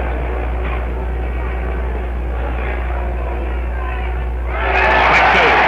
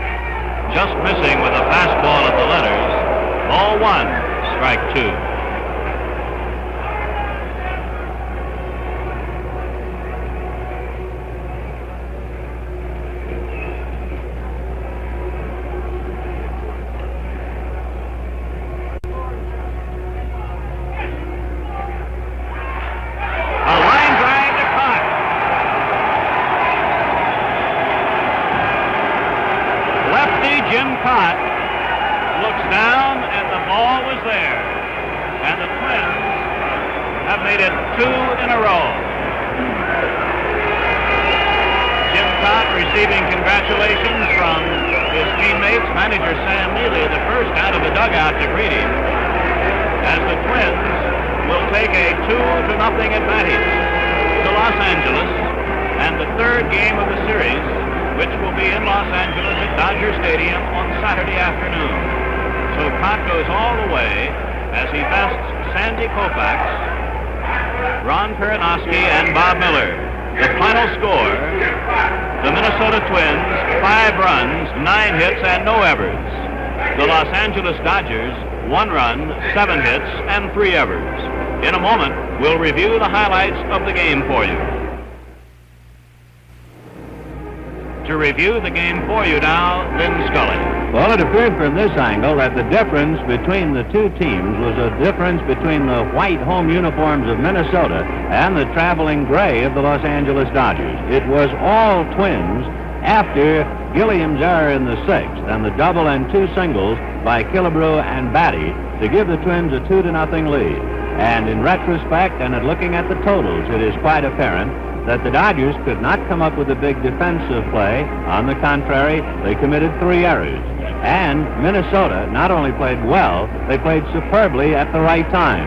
You had some fine plays by Don Mincher at first base. You had a nice running catch by Joe Nossick going deep to center. And then you had the biggest play of the game, I believe, that tremendous diving catch by Bob Allison in the left field corner. Had that ball gotten by Allison, the Dodgers would have had at least runners at second and third and nobody out in the 5th inning, and although we'll never know, it would certainly have changed the complexion of the game. So the Twins had it and the Dodgers did not, and the scene will shift to Dodger Stadium in Los Angeles. For Jim Kaat, the winning pitcher, allowing 7 hits, only 1 walk, a boy who did not complete very many games in the American League. In 42 starts, he completed only 7, but he went all the way and set a World Series record for putouts by a pitcher. They have just announced he had 5 putouts for the record. For the Dodgers, Sandy Koufax allowed only 1 earned run, but it was enough to beat him because he allowed 2 runs and the Dodgers never did get even. For Koufax, it is the second time he has lost, and in his World Series record, his 2 defeats, 1-0 to the Chicago White Sox when Bob Shaw beat him, the run coming over on a double play at the Coliseum in '59, and now his loss today when he allows just 1 earned run. The Twins have a strong jump now. They've won 2, and it'll be Claude Osteen and Camilo Pascual Saturday from Dodger Stadium. This game is authorized under television rights granted by the Commissioner of Baseball solely for the entertainment of our audience. Any publication, reproduction, or other use of the pictures, descriptions, and accounts of this game without the express written consent of the Commissioner is prohibited. Any commercial or other use of the program, such as by charging admission for its showing, is similarly prohibited unless authorized in writing by the Commissioner. One other factor for the Minnesota Twins, their timely hitting. They had 9 hits to the Dodgers' 7, but the Twins got the maximum out of it. Yesterday, each side had 10 hits, and again the Twins had the maximum. Today, the Twins bunched their hits, 2 runs on 3 hits in the 6th inning, 1 run on 1 hit in the 7th, 2 runs on 2 hits in the 8th. The Dodgers, because of the great catch by Allison, wound up with runners at first and second and 1 out in the 5th and did not score. They had a runner at second with 1 out in the 6th and did not score. They had runners at second and third with 1 out in the 7th and 1 run over, and then were turned away empty-handed. And then, fittingly, in the 9th inning, they left 2 more on a line drive to Jim Kaat. So for the Dodgers, they are down 2-0. They go home to Dodger Stadium. Claude Osteen, who has never lost to Minnesota. He was 5-0 lifetime against the Twins when Claude was with Washington in the American League. The Dodgers will pin their hopes on left-hander Osteen, and it'll be the great right-hander Camilo Pascual going for Minnesota. Tune in Saturday at 3:45 Eastern Daylight Time for the 3rd game of this 1965 World Series, when your hosts, as today, again will be Gillette, the people who know men best, and Chrysler Corporation, famous for quality and engineering. Today's host, Dodge, and your local Dodge dealer.